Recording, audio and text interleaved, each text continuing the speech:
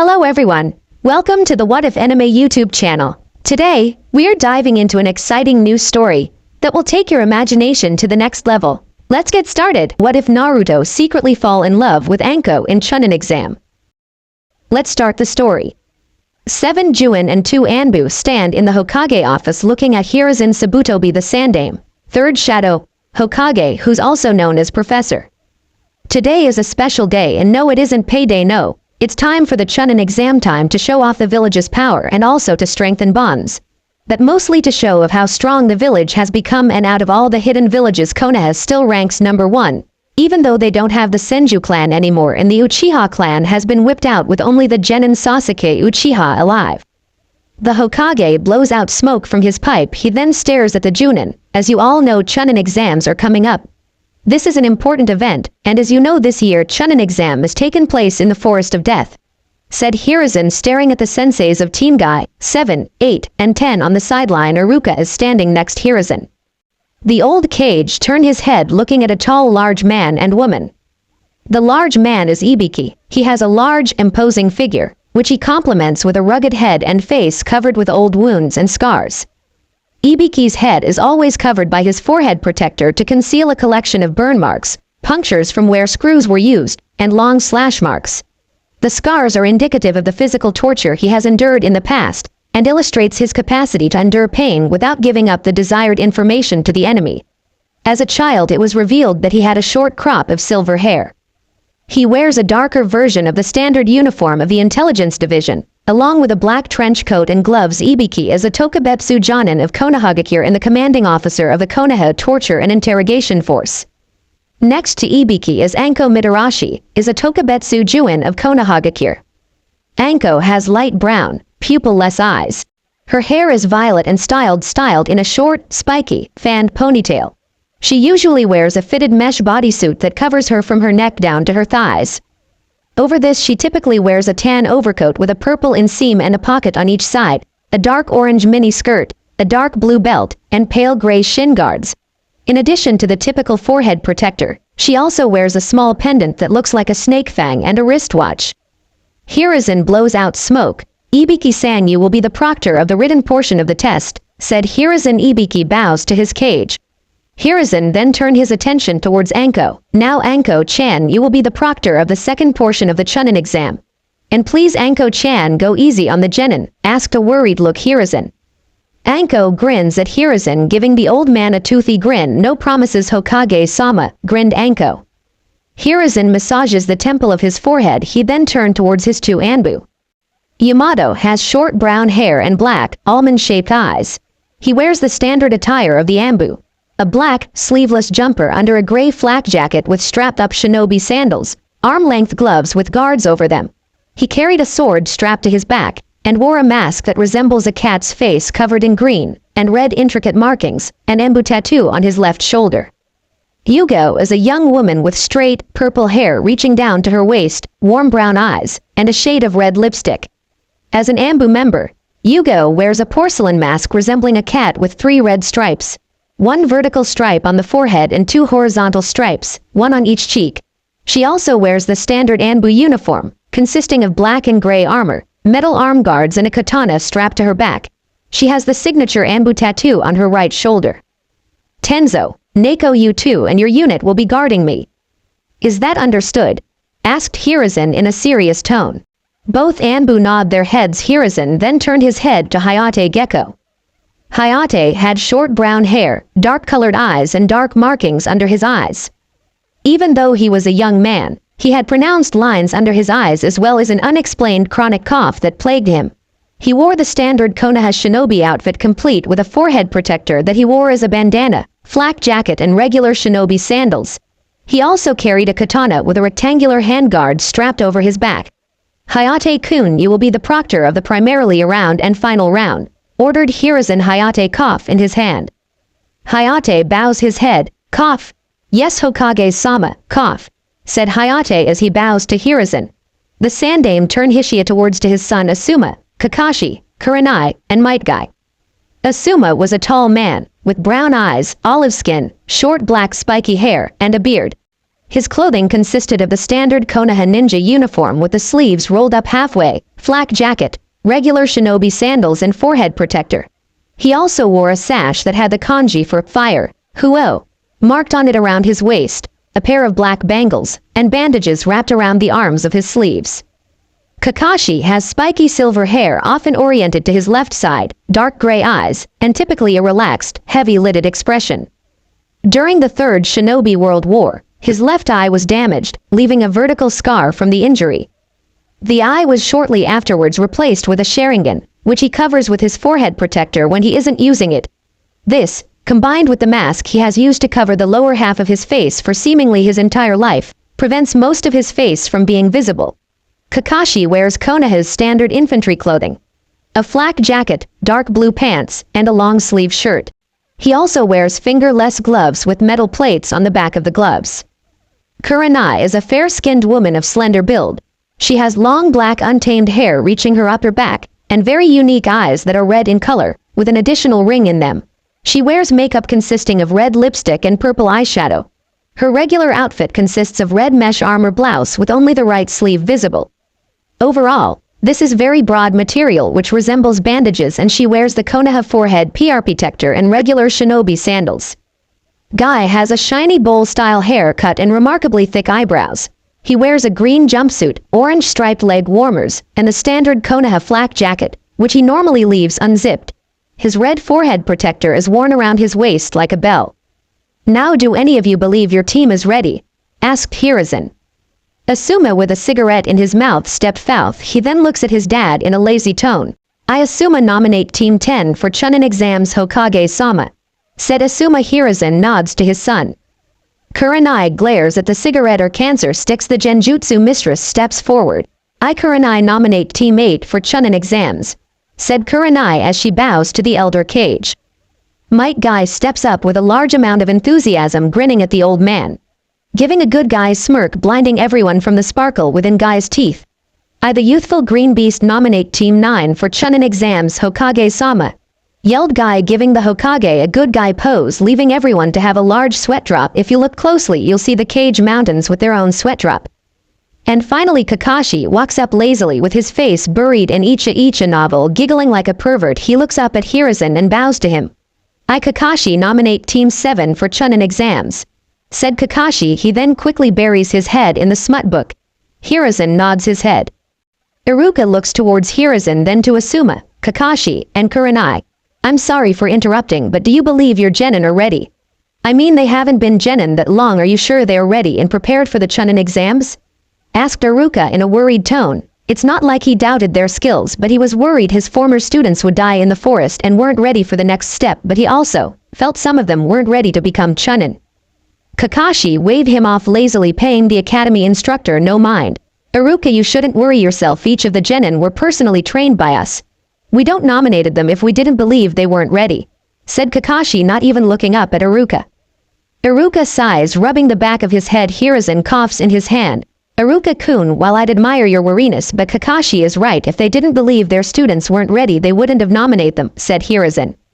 Iruka nods his head before bowing to Hiruzen. "I apologize for my outburst," said Iruka in an apologetic tone. Hiruzen just waves him off. He closes his eyes, smoking his pipe. "But I must agree with Iruka. I don't believe Team 7 is ready. From what I know, Sasuke refuses to work alongside Naruto-kun and Sakura. Naruto actually tries to work with both Sasuke and Sakura even though he knows they don't like him. I know Naruto-kun is ready. And Sakura, from what Naruto has told me, is completely useless and has no interest in being a shinobi, and her only interest is Sasuke Uchiha, who has shown no signs of even liking her. What if I see this to be true? Then I'll take away Sakura's ninja license. I can't have a weak shinobi in my village and a shinobi who isn't focused in the ninja arts. Kakashi, I'm disappointed in you. I thought you'd have the three of them ready for Chunnin exams, but it seems like only Sasuke and Naruto are ready, and Sasuke is unstable shinobi. I know Kakashi is only training Sasuke to pay respect to Obito, but Obito Uchiha is dead, and he shouldn't be honoring Obito wishes, but Minato's, damn it. Kakashi really needs to stop mopping around and being so late, damn it. After Minato's death, Kakashi had started lacking on his shinobi training and just spent his time reading Icha and hours on hours at a graveyard. Thought Hiruzen after the Chunnin exam he planned to do something about Team 7 and their sensei. "You're all allowed to leave and good luck with the upcoming Chunnin," said Hiruzen, waving off each of the Chunnin left, only leaving Anko and Hiruzen in the room. Hiruzen then smirks at Anko. So, Anko-chan, proud of Naruto-kun. From what I heard, he's gotten strong, said Hiruzen in teasing tone and a tone of a proud grandfather.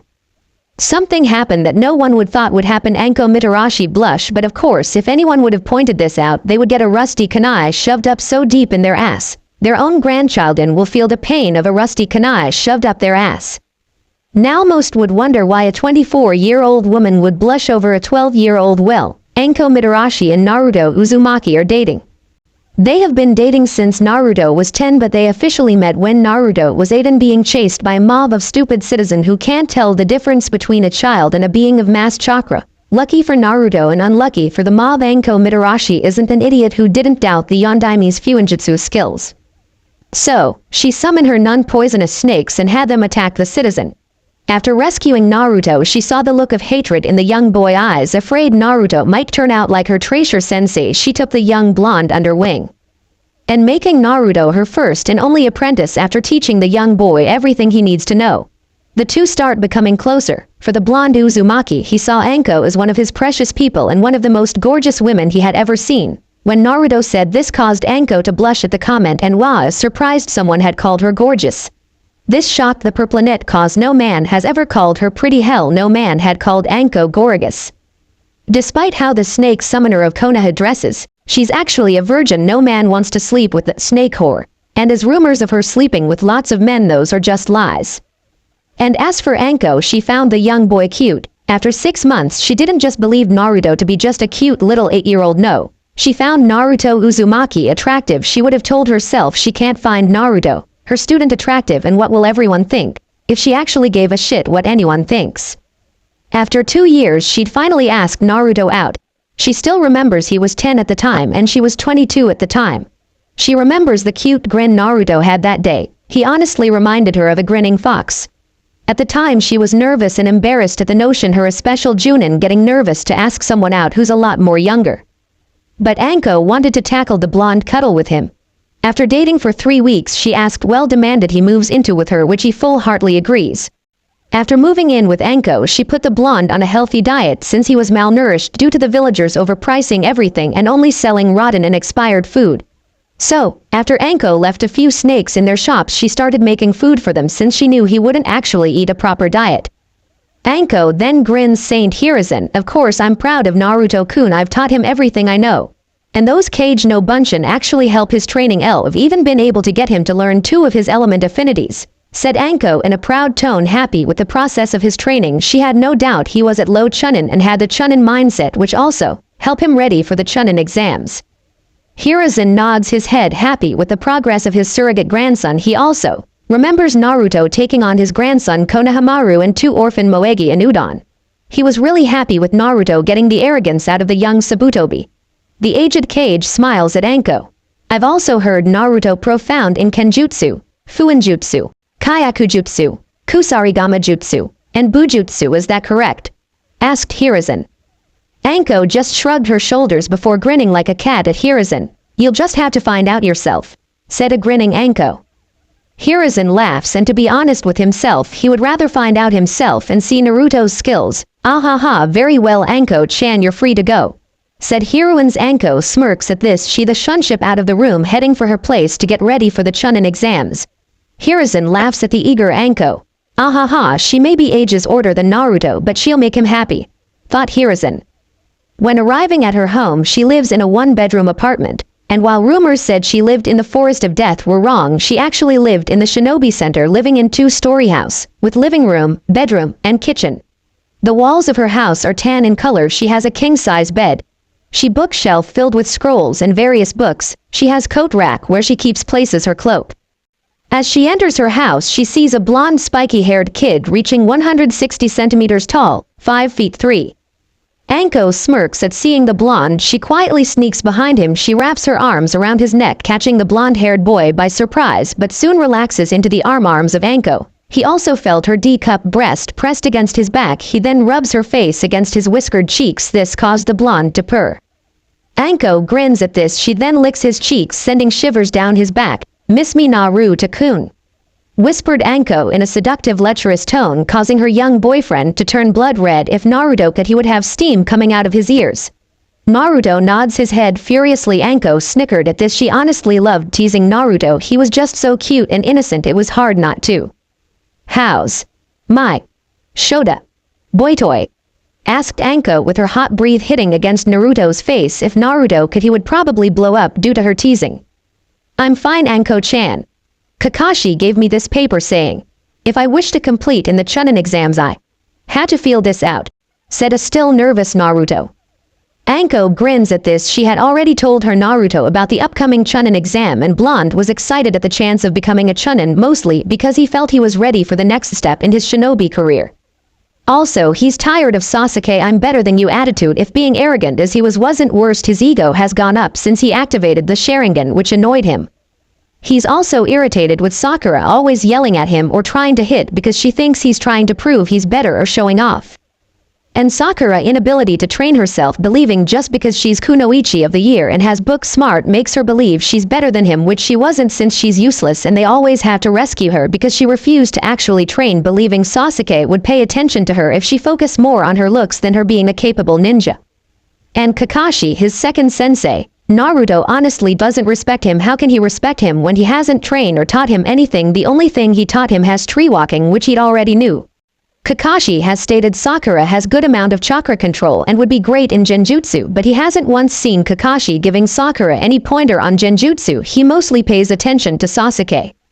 So, of course Naruto wants to excel in the shinobi world and hopefully get off Team 7. He doubt that will happen, but you never know what happened. Anko grins at Naruto. She then opens her mouth, capturing Naruto's ear within her mouth. Naruto moans at feeling Anko's warm hot mouth on his ear. Naruto's moan turns Anko on. Wanting to hear more of her Shotokan boyfriend's moan, she licks around his earlobe, making Naruto to groan in pleasure. The purplenet woman just had an idea to hear more of her blonde moaning voice. She then starts to suck and nibble of Naruto's hair, causing Naruto moan, but it came out more of a mixture between purr and growling. This turned the older woman on. She never thought the sound of a 12-year-old genin could possibly turn her on so much and make her so hot for him. She lets go of his ears and looking at her boyfriend's eyes, to her excitement and pleasure she sees Naruto has a dazed yet loving look with her face burning red. Naruto is the student and boyfriend of Anko. He didn't just learn all he could from her but also learned the summoning jutsu, being the third person to be the summoner of the snakes, and surprisingly Manda has taken a liking towards Naruto. He even allowed Naruto to summon him without a sacrifice, but this mostly due to the white snake sage informing Manda Naruto is the child of prodigy, and with Naruto they can get rid of Orochimaru and become a respected clan like they once were.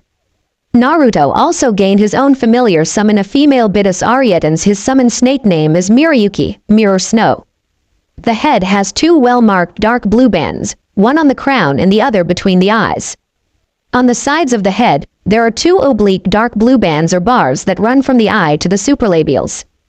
Below, the head is gray-white with scattered dark blotches. Iris color ranges from silver to gold blue. Dorsally, the ground color varies from straw blue to golden yellow to dark gray.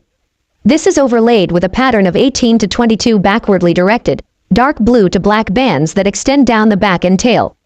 Usually these bands are roughly chevron-shaped, but maybe more U-shaped in some areas.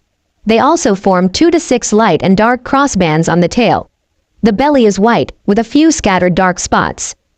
Mirayuki is unique snake. While her poison is very lethal and dangerous, she has water release, Sweden, wind release, photon, poison release, Doku, and ice release, Hayatan. Mirayuki even learned how to combine both ice and poison releasing, creating a new Kekkei Genkai release known as Frost Venom Release, Shimodakuten. With Frost Venom Release she can create a combination of ice and poison. She can use the vapor of the ice temperature to either kill or paralyze her prey. She can even use a jutsu known as Murasakuro no Aim, Purple Rain, a long-range jutsu that covers a 20 miles radius of poisonous snow. With the combination of ice and poison makes this Kekkei Genkai all more powerful. It's especially dangerous when you can trap someone in an ice dome and poison. Naruto has spiky blonde hair, blue piercing eyes, 6 whiskered birthmark on each side of his face. Naruto is wearing a blue forehead protector. The cloth of the forehead protector is longer than a standard one. Naruto wears a black necklace. Attached to the necklace is a curved fang-like object similar to a snake's fang. The snake-like fang is emerald green. He wears a dark blue short-sleeve skin-tight jumpsuit. The jumpsuit has a blood attached to it. On the back of the jumpsuit is a red spiraling whirlpool. The hood and sleeves are black. Underneath the JU imsuit is a black V-neck shirt. Naruto has a tanto and tsurugi strapped to his back. The blade of his tanto is white in color. The guard of the small sword is black with red wrapping paper, and the pommel of the sword is gold. The blade of the tsurugi is dark gray. The crossguard of the sword is silver with a ruby gem in the middle. The handle is light gray blue, and the pommel of the sword is silver. Naruto is wearing dark blue fingerless gloves, black ambu-like pants. He has black wrapping paper around his legs, and black shinobi sandals. She smiles at herself being able to turn Naruto putty in her eyes and being the only woman gaining the look of love in his eyes. She then kisses Naruto on his whiskered cheek, causing the blonde to purr his purr even deeper when she gently licks his cheeks. She then grabs his swords, throwing the swords across the room. This caught Naruto off guard. He turned his head looking at Anko. Anko-chan, what the F? Anko grabs Naruto's face and smashes her luscious lips against his small lips. She then straddles Naruto's lap, causing both Blonde and Purplinette to moan. Anko runs her womanly feminine hands through Naruto's hair. Naruto runs his arms down Anko's back, causing her to moan into the kiss. She licks his lips, asking for access. Naruto opens his mouth, allowing his girlfriend access. She full-heartedly probes Naruto's mouth, scraping her tongue against his teeth. Both couple then have a raging tongue battle, with Anko winning, dominating his mouth. Not that he had a problem with it, since there are times when he wins at the tongue battle. Anko moans in excitement as Naruto runs his small hands over her thick body. This caused her to squirm and purr into his mouth, earning Naruto purr himself. Anko then wraps her tongue around Naruto, making him growl in her mouth. He then lowers his hands, grabbing a handful of her round, plump ass. Anko made a loud squeak-like sound. She pulls away, looking in his eyes. She smiles seductively at Naruto. "Someone is getting bold," said a grinning Anko. Naruto nods his head. "True, but I also like hearing your beautiful voice," said Naruto. Anko blushed at the comment. Naruto smiles widely at her. He then attacks her neck, nibbling and sucking on Anko, causing her to moan out loud. Naruto separates himself from her neck. He then stares into her brown, dazed-loving eyes. Anko grabs onto his face, staring into his blue eyes. "Keep teaching me, Foxy-kun," whispered Anko. Naruto nods his head. "Okay, Anko-chan. I love kissing you, Anko-chan," said Naruto as he caresses her cheeks with his hands. "I missed you, Anko-chan," said Naruto. She smiles at the blonde boy. "I know now, shut up and kiss me, Naruto-kun, my dear little boyfriend," said Anko in a sexy tone. Naruto nods his head and smashing his lips against her. Naruto now licks her lips, demanding for access. Anko opens her mouth and Naruto attacks her tongue with his own. Licking her tongue up and down, Anko moans at Naruto's intense tongue-licking skills. Naruto growls into her mouth as he twists his tongue, probing her mouth. Anko moans as he growls in her mouth. She closes her eyes, enjoying the taste of his lips, and surprisingly, he tastes like a mixture of miso ramen and red bean soup. Fuck, I love the taste of his lips. The taste of red bean soup makes his lips make it so much great. God, I don't know what I will do without him in my life, thought Anko. Naruto is having similar thoughts as he groans at the feeling of Anko's longer tongue licking around his mouth. Naruto has a deep blush. He isn't surprised at the taste of Anko's lips. They taste like dango and vanilla. This woman is awesome. I don't know what I'll do without her. I love everything about this woman down to her very core. She's my most precious person, Datbayo, thought Naruto. He then growls again when Anko starts sucking on his tongue. Naruto shivers in pleasure at feeling her warm mouth sucking onto his tongue. Naruto runs his hands across her body. Anko grips onto Naruto's blonde locks tightly, bringing his small body closer to her feminine. Both pull away from each other, gasping for air. Both start panting heavily. Both couple has a bush across their faces and a dazed look with love in both of their eyes. Both Purplinette and Blonde have a trail of saliva coming down from their mouth to chin. Naruto wipes the saliva away with his arm. Naruto then starts blushing in embarrassment as Anko licks the saliva off of her lip. Tasting. Teased Anko. She then gazes at Naruto, seeing the embarrassed look. "Ah, is my Naruto-kun turned on?" teased Anko, looking at his face. Naruto turned his head, avoiding the teasing look of Anko. He then scoffs. "Tisk, of course not, Anko-chan. Weren't you getting turned on when I start kissing you back?" teased Naruto. Anko gets off of Naruto's lap. She sits crossed-legged and looks down, finding the ground very interesting, avoiding the smug look of Naruto. Anko's face had a pink blush across her face. Naruto smirks at the fact he has a big influence on his kunoichi girlfriend. Naruto like these moments when he can make the very proud and sometimes angry Anko blush like a teenager. He then coughs in his hand, getting Anko to look at him. So, Anko, if I pass the Chunnin exam, do you think Oji-san, old man, will allow me to quit Team 7 Inches? Asked Naruto. He honestly surprised they are alive since their teamwork is horrible. He then lets out a small sigh. Anko massages her chin and goes to a thinking post. Yeah, I think Hokage-sama will allow you to quit. I mean, it's not the first time for someone to quit a team because on the team in unstable, but if you do quit you'll probably just join another team. Or I can make you my official apprentice by becoming your sensei, which would make you my student, said Anko, shocking Naruto. Why you would do that? I mean, what kind of mission will be doing? Asked Naruto, who's shocked beyond belief. He knew she wasn't advising this just be closer to him, but for him to have more experience and to grow as a ninja. Deep down he knew if stayed on Team 7 he most likely wouldn't get any missions that will push him, since Team 7 is in front assault team, while being a front assault team is great, but the problem with being on Team 7 Kakashi is there's absolutely no teamwork or chemistry with them, and the chemistry with himself, Sasuke, and Sakura is non-existing. Anko crosses her arms, causing her D-cup breast to bounce and jiggle. If I did take on as an official sensei, we will be doing various types of missions like escort, assassination, assault, spy, and track, said Anko. Naruto nods his head but raises his eyebrow at the mention of assault missions. Anko-chan, why assault? If I do become your official student, what kind of assault missions will we be doing? Asked Naruto. He suspected the assaults missions he will be doing with Anko will be different, even though the only really big mission he had with Team 7 was the wave mission, but that didn't go so well when their first C-rank mission turned into an A-rank mission. Anko smirks at seeing his curious face. Well, Naruto-kun, we will do multiple types of assault missions. As you may not know, every assault mission is different and can't be treated the same away another assault mission. You may have an assault mission where you have to fight an A-ranked ninja or a team of ninjas, but you must come with a plan to deal with these threats. The perfect way to take these A-ranked ninjas will be to use a combination of Kage no Bunshin, a trap with exploding tags, and Kirigakure no Jutsu, hidden mist technique. With this combination you'll not only be able to separate your opponents but also catch them by surprise with exploding tags, and your clones, not only will they be blind but servery ignore, giving your clones a chance to finish the enemy off before they know. And another example is when facing a stronger opponent you can use your clones to tiring the enemy out and use a paralyzing poison on him, leaving the enemy hopeless. Another great example is if you're facing someone powerful you can use a chakra sealing fuinjutsu, sealing their chakra, said Anko. Naruto nods his head, understanding what type of missions he'll be doing with Anko, and if he had to be honest with himself, joining her own missions sounds way much better. Naruto then smirks at her. That does interesting, Anko-chan, having my stubborn, loud girlfriend is my sensei, teased Naruto, grinning at his girlfriend. Anko playfully pouts at him. She playfully slaps his arm. Naruto laughs at the pouting Anko. Mo, don't act like you don't want to see me while on missions, said Anko, pouting cutely at the blonde. Naruto just scoffs at her. He then tackles her, landing her chest. Well, I can't say I don't like the prospect of being on missions with my girlfriend, said Naruto. He then leans in with his face 3 inches away from her. He then grins at her. Naruto then licks her nose, causing Anko to let out a giggle. She then pushes Naruto off of her before he can ask. She sits on his lap with her legs wrapped around him, giving Naruto a sweetly smile.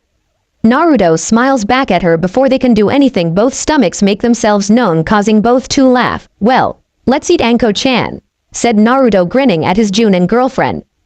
Anko nods her head, getting off of Naruto. She then sways her hips left and right, full well knowing Naruto is staring at her ass. She turned her head, grinning at Naruto. Come on, hurry up, Naru-kun, I'm hungry, ordered Anko. Naruto nods his head. After dinner both Naruto and Anko are laying in her king-size bed. Naruto had discarded his ninja outfit and donned an orange tank top that has a red spiraling whirlpool and green boxers. Anko wears an oversized dark blue shirt and gray panties.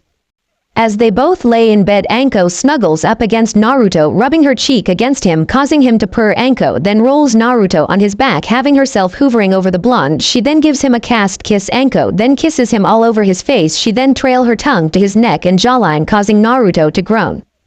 Anko then kisses Naruto to his collarbone, to his lips. She stares into his ocean blue eyes. Naruto, you know I care about you, right, said Anko in a serious tone. Naruto nods his head. I care about you too, Anko-chan, you're my most precious person, Datbeo, said Naruto. This caused Anko to smile widely at Naruto. Good to know. I'll do anything for you, Naruto-kun. I'll even protect you from Orochi Teme if he ever comes after you, said Anko, narrowing her eyes in hate if her snake-like former sensei ever tried to go after her Naruto. Naruto nods his head. He understood her hatred for Orochimaru. Of course, Naruto hated Orochimaru for making his Anko suffered and for experimenting on innocent people. Yeah, I know. I'll do the same for you, Anko-chan. I won't let that fucking bastard hurt you even though I'm not strong enough to fight him evenly. That won't stop me from protecting my Anko-chan, said Naruto with his voice laced with confidence and determination. Anko hearts pounds into her chest hearing Naruto would fight her sensei even though he might lose or possibly die. But at the prospect of her blonde boyfriend dying makes her heart ache. She knew she likes Naruto and cares for him dearly, but she didn't know if she loved him, but she knew since they started dating she's been falling for him. She then smiles at Naruto. Please Naru-kun, if Orochi Teme did come after me we'll face him together, got it? I don't want you fighting that fucking bastard, demanded Anko. Naruto nods his head. Okay, I won't attack him unless you're with me or something forcing me to fight Orochi, said Naruto with a small smile. He then drops the smile, having a serious expression. But Anko-chan, when will we tell everyone about our relationship? I know they'll bitch and moan, but what about Ayame-chan and Hinata-chan? They think I'm single. Sooner or later one of them will ask me out, said Naruto. Anko growls in jealously at the mention of her love rival. She knew she had Naruto, but Ayame nor Hinata know that. You know I don't care what a bunch of stupid genins say or any of my friends, they can all kick rocks for all I care, said Anko. She then groans in annoyance when telling her best friend Kurenai she just know her red-eyed friend will have a huge bitch fit. But I don't feel like hearing Nai-chan bitch about how disgusting it is me dating someone 12 years younger than me. But you're right, we can't hide our relationship forever, said Anko. She then stares into Naruto's eyes, narrowing her eyes. But there's no way in hell I'm letting that Hyuga or that Ichiraku take my Shota away from me. And I sure as hell ain't fucking sharing, yelled Anko. She then sneers at the possibility of sharing her Naru-kun. She isn't the sharing type and she sure as hell won't start now. I won't let any bitch take you away from me, Shota-kun, said Anko, glaring at Naruto. Naruto nods his head nervously. He of course won't take any other girl as his girlfriend. While some men would die to have free girlfriend, not Naruto. He only wanted Anko and her alone. You know I won't leave you for any girl, Anko-chan, but I won't let any bastard take you away from me. If any man tries to take you away from me, I'll give him the most savagely beating of his pathetic life, then I'll shove an exploding tag in the bastard's mouth, said Naruto with a growl. The next day Naruto leaves his house. He meets Sakura on the way. She waves at him. Hey Naruto, yelled Sakura. Naruto waves back. He keeps walking along the path heading towards the academy. Hey Naruto, why do you think Kakashi-sensei wants us to fill out these papers out? Asked Sakura, tilting her head in curiosity. Naruto, with his hands in his pocket, just glances at Sakura, not able to believe she asked him a stupid question. It's called Chunnin exam. What the hell do you think is the flower picking contest? Thought Naruto, but he avoided saying his thoughts. I don't know, but must be important. After all, Kakashi wouldn't want us to meet at the academy if it wasn't important, lied Naruto. Sakura nods her head, agreeing with him. I suppose you're rigged tea, said Sakura. She then gains a deadpanned look while seeing a square rock with eyes. Naruto's eyes twitch at the horrible henge. He then massages the temple of his forehead. It seems I have to teach them how to properly henge or they'll get themselves killed with that horrible henge, thought Naruto. Naruto walks over to the square rock. He then pulls out his sheath Tonto and smacks the rock 3 times. A large cloud envelopes the rock. Once the smoke clears up, Konohamaru, Udon, and Moegi holding their head in pain. Did you like our henge, boss? Asked a grinning Konohamaru. He then feels a sharp pain as someone slapped the back of his head. He looks up, seeing Naruto with his hand raised. Hey, what the hell was that for, boss? Yelled Konohamaru. Naruto gains a tick mark on the side of his face. That's for creating such a pathetic henge, yelled Naruto as scolds the 3 inspiring ninjas. He massages the temple of his forehead. Each of the children look down in shame as they are scolded. Naruto then runs his hand through his blonde hair. So, what the hell are you guys doing here? Asked Naruto. Konohamaru has short spiky brown hair, black eyes, and a small chip in his tooth. He wears goggles just like Naruto did when he was an academy student. Konohamaru's clothing consists of gray shorts and a yellow shirt with a red Konoha symbol printed on it. Moegi has orange hair tied up, with red elastics, into 2 very large pigtails. She also has a perpetual blush. She wears a red tank top over a pink t-shirt layered at the bottom. Her pants are gray and she wears the traditional ninja sandals. Udon has short brown hair and dark eyes. He has characterized his circular glasses. While in the academy, he wore a simple blue shirt which zipped up the middle, a pair of brown pants, sandals and a pair of goggles. Moegi smiles widely. She then steps up in front of the three, giving Naruto a cheesy grin. "We wanted you to teach us some cool ninja tricks, boss," asked Moegi.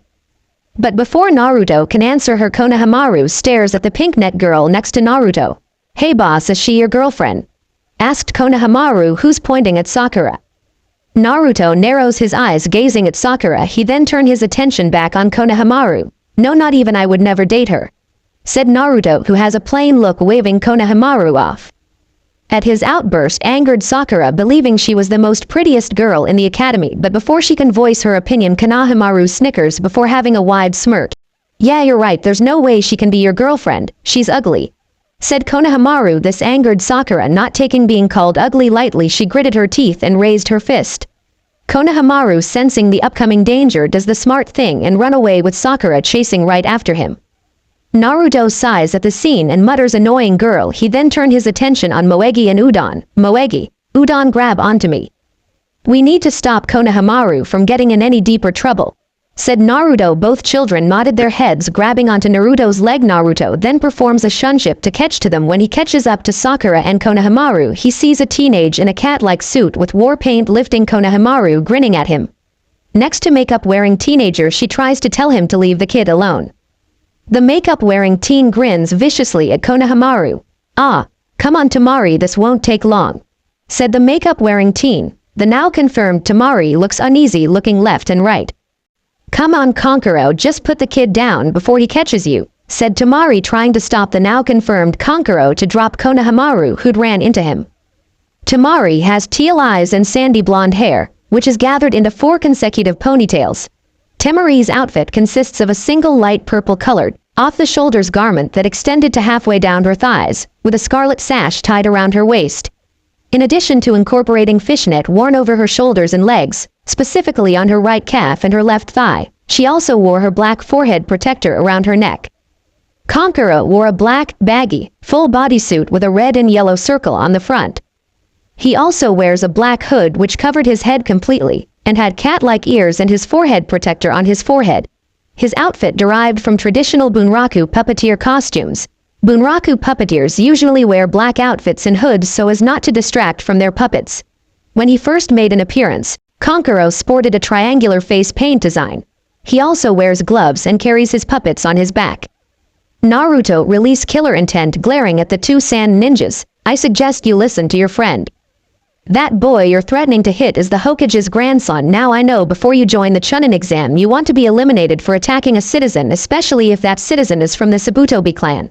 But of course I can kill you in eliminating the competition," threatened Naruto. He then raises his hand and extends 2 fingers, pointing it at Kankoru's head. Both Suna ninja, noticing the blonde is channeling wind chakra into his arm.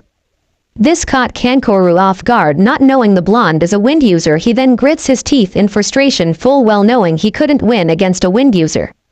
Tamari narrows her eyes at Naruto. He's cute, but to also have wind affinity is rare in Konoha, thought Tamari. She then bows her head to Naruto, hoping not to kill her brother. "I'm very sorry of my brother's action," said Tamari. She then looks over to Kankoru. "Hurry and drop him, Baka," whispered Tamari. Kankoru drops Konohamaru. Konohamaru runs over to Naruto, hiding behind his leg.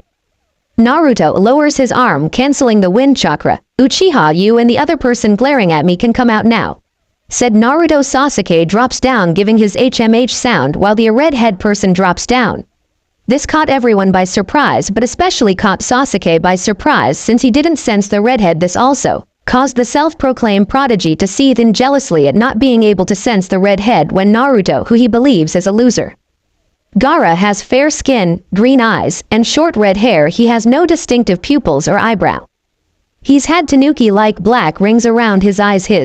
Gaara has the kanji for love, eye on the left side of his forehead. Gaara wears a black bodysuit with an open neck, t-shirt-like sleeves, and almost full-length leggings.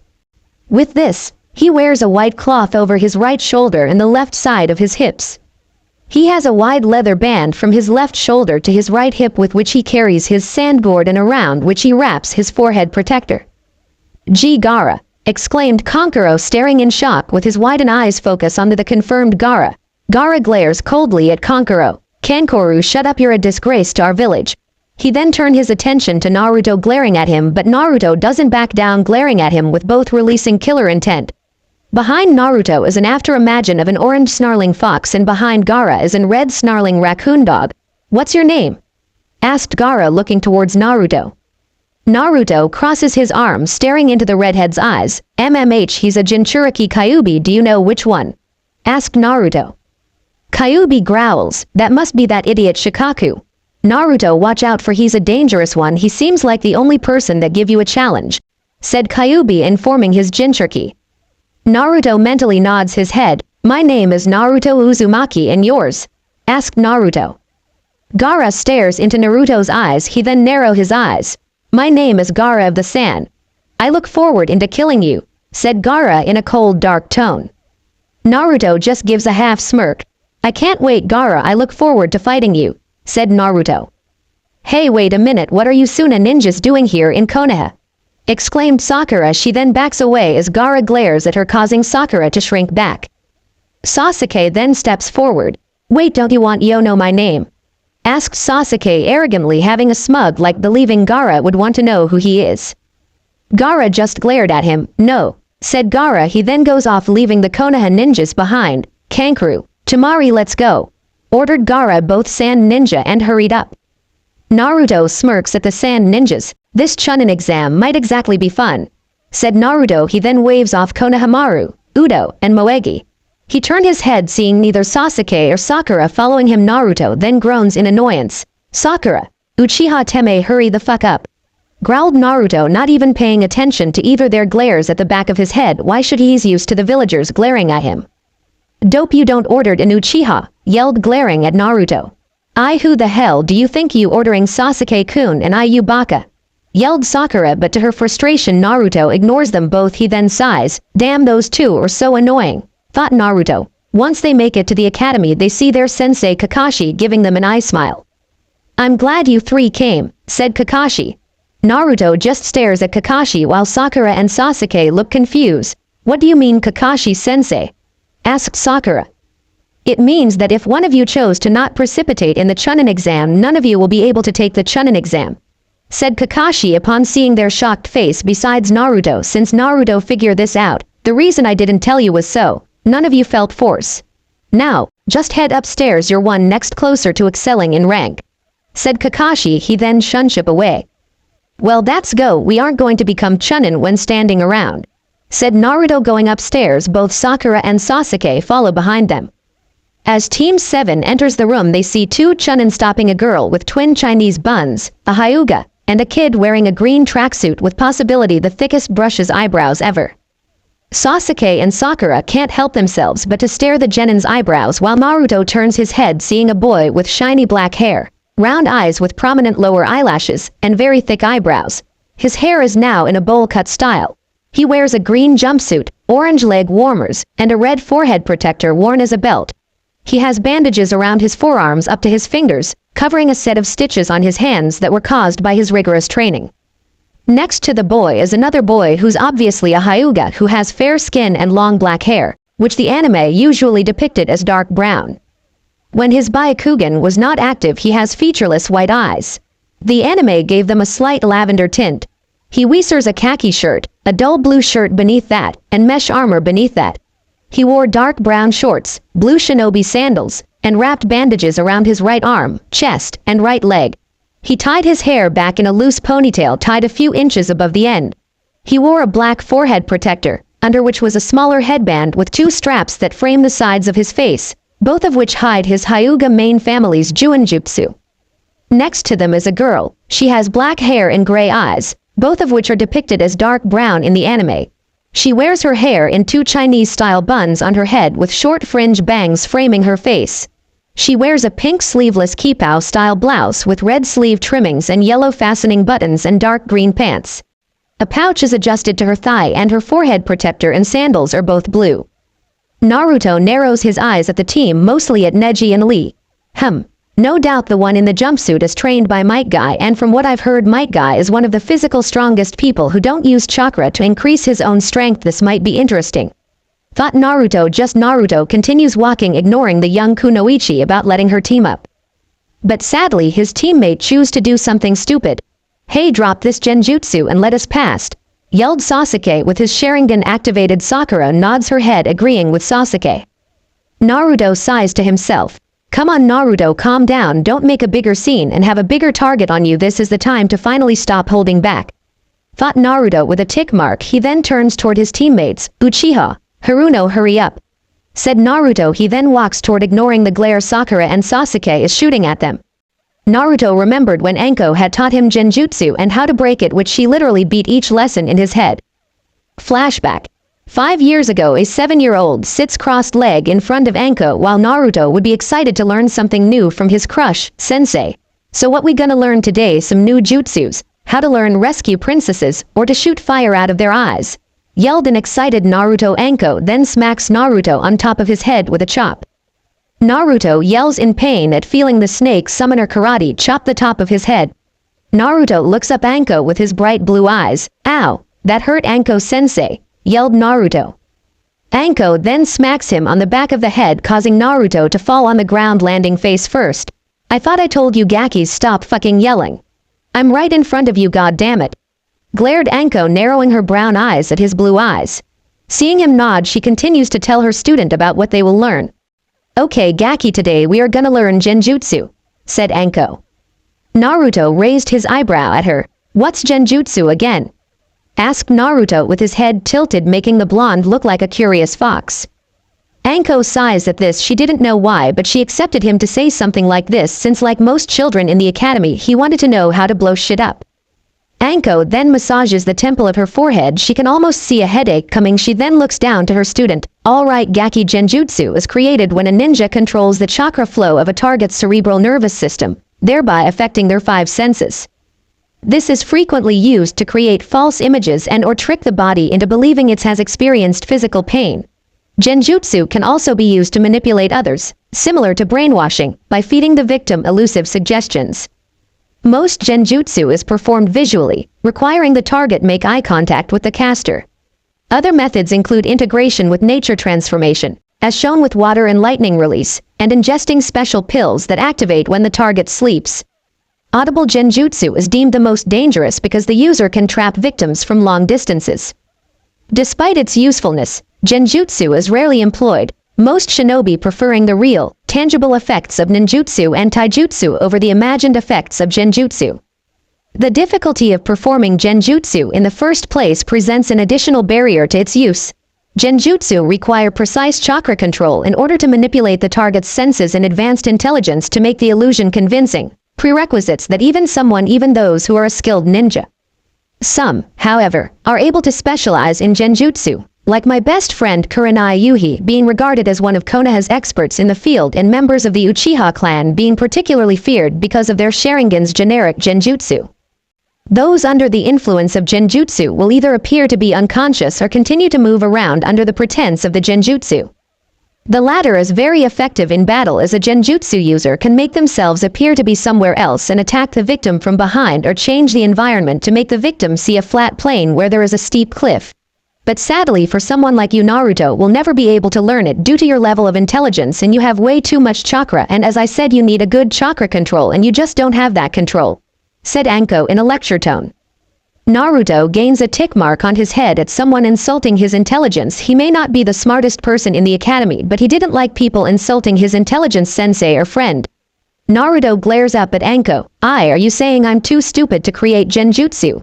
yelled Naruto sadly for our blonde. He has yet learned not to be a loud mouth brat, which had him smack down on the floor with a large anime lump on the head with steam coming out from his head. Anko with her fist raised glares at Naruto with a giant tick mark on the side of the head. You hit me, that hurt Anko-sensei," said Naruto. He almost yelled again, but the hardened glare from Anko and her raising her hand stop him. She smiles at this. Good, he's finally learning something, thought Anko. Anko then looks towards Naruto. "Do you even know why I hit you?" Asked Anko. Naruto shook his head negatively. Anko sighs at this. She then looks into his eyes. The reason why I hit you isn't because you're annoying or an idiot if that's what you're thinking. I hit you because being as loud as you are isn't necessary, especially when you're in front of someone. Why don't you try not yelling? And Naruto, I know you're only loud to gain attention, but you're going about it the wrong way. If you truly wish to gain someone's attention, don't be so loud, just try to be yourself without the yelling, and I'm trying to get that obnoxious out of you and turn you into a true shinobi. And if you really want the recognition of the people of the village, show them you aren't some annoying kid, instead show them that you are Naruto Uzumaki, shinobi of Konoha. Said Anko, looking down at the blonde's widened eyes. After a minute or two, she continues with her lecture. While you might not be able to learn how to cast genjutsu, I can teach you how to break them. I can even teach you how to break strong genjutsu from someone like Itachi Uchiha. Grinned Anko. Flashback and back with the other team. The bowl-cut boy is staring at Team 7 or more, specifically Sasuke and Naruto. The Hyuga looks towards Lee. Come on or we will be late, said the Hyuga, trying to get his teammate's attention. Lee looks towards his teammate. Don't worry Neji, I just need to check something, said Lee, walking away from his team. The bun-haired girl sighs at her friend. He's going to do something stupid, isn't he, Neji-kun? Asked Chinese-inspired Kunoichi. Neji sighs. Tenten, let's go. As for Lee, it is merely his fate, said Neji, walking away with a sighing. Tenten following behind Neji, grumbling about her fate-obsessed teammate. With the Chunnin in another room, each of Genin each watched each of their students pass the first test with pride. Well, they were disappointed at Kakashi's student for blurting out the first stage of the Chunnin exam. Asuma grins with his little cigarette in his mouth. Well, it seems like your team has finally made it, huh? Asked Asuma as he smirks at his Chunnin collage, while Kurenai glares at his cigarette. Kakashi gives Asuma a lazy eye smile. Yeah, it seems so, Asuma, this Chunnin exam, said Kakashi in a lazy tone. Asuma nods with Kakashi. That may be true, but your student Sasuke had ruined the first part of the test for people who aren't even ready for Chunnin exam, said Kurenai in a stern tone. Kakashi rubs the back of his head nervously. Sasuke just has rough edges, said a nervous Kakashi. Asuma snickered at former Anbu member. I'll say. But what about the blonde one, Naruto Uzumaki? I heard he used to be a loud mouth, so what happened to him to change him? I mean, he seems different. I accepted him to start yelling or something, asked Asuma, blowing smoke from his mouth. Kakashi sighs at the mention. When he first became the sensei of Naruto Uzumaki, Sasuke Uchiha, and Sakura Haruno, he had accepted Naruto to be a loudmouth knucklehead, but when he first met his team, Naruto had just told him. Flashback. Naruto narrowed his eyes at the Chunnin in front of him. He'd remember Anko telling him Kakashi was lazy, but what Anko didn't tell him was that his new sensei is incredibly late and possibly the worst liar in the whole world. He had honestly never heard of any told him such a stupid lie. He even wondered how this Chunnin is even a Chunnin with being extremely late. He wouldn't be surprised if he missed his own funeral. Kakashi feels uncomfortable at the glare from the blonde-haired Genin. Are you sure you're a Chunnin?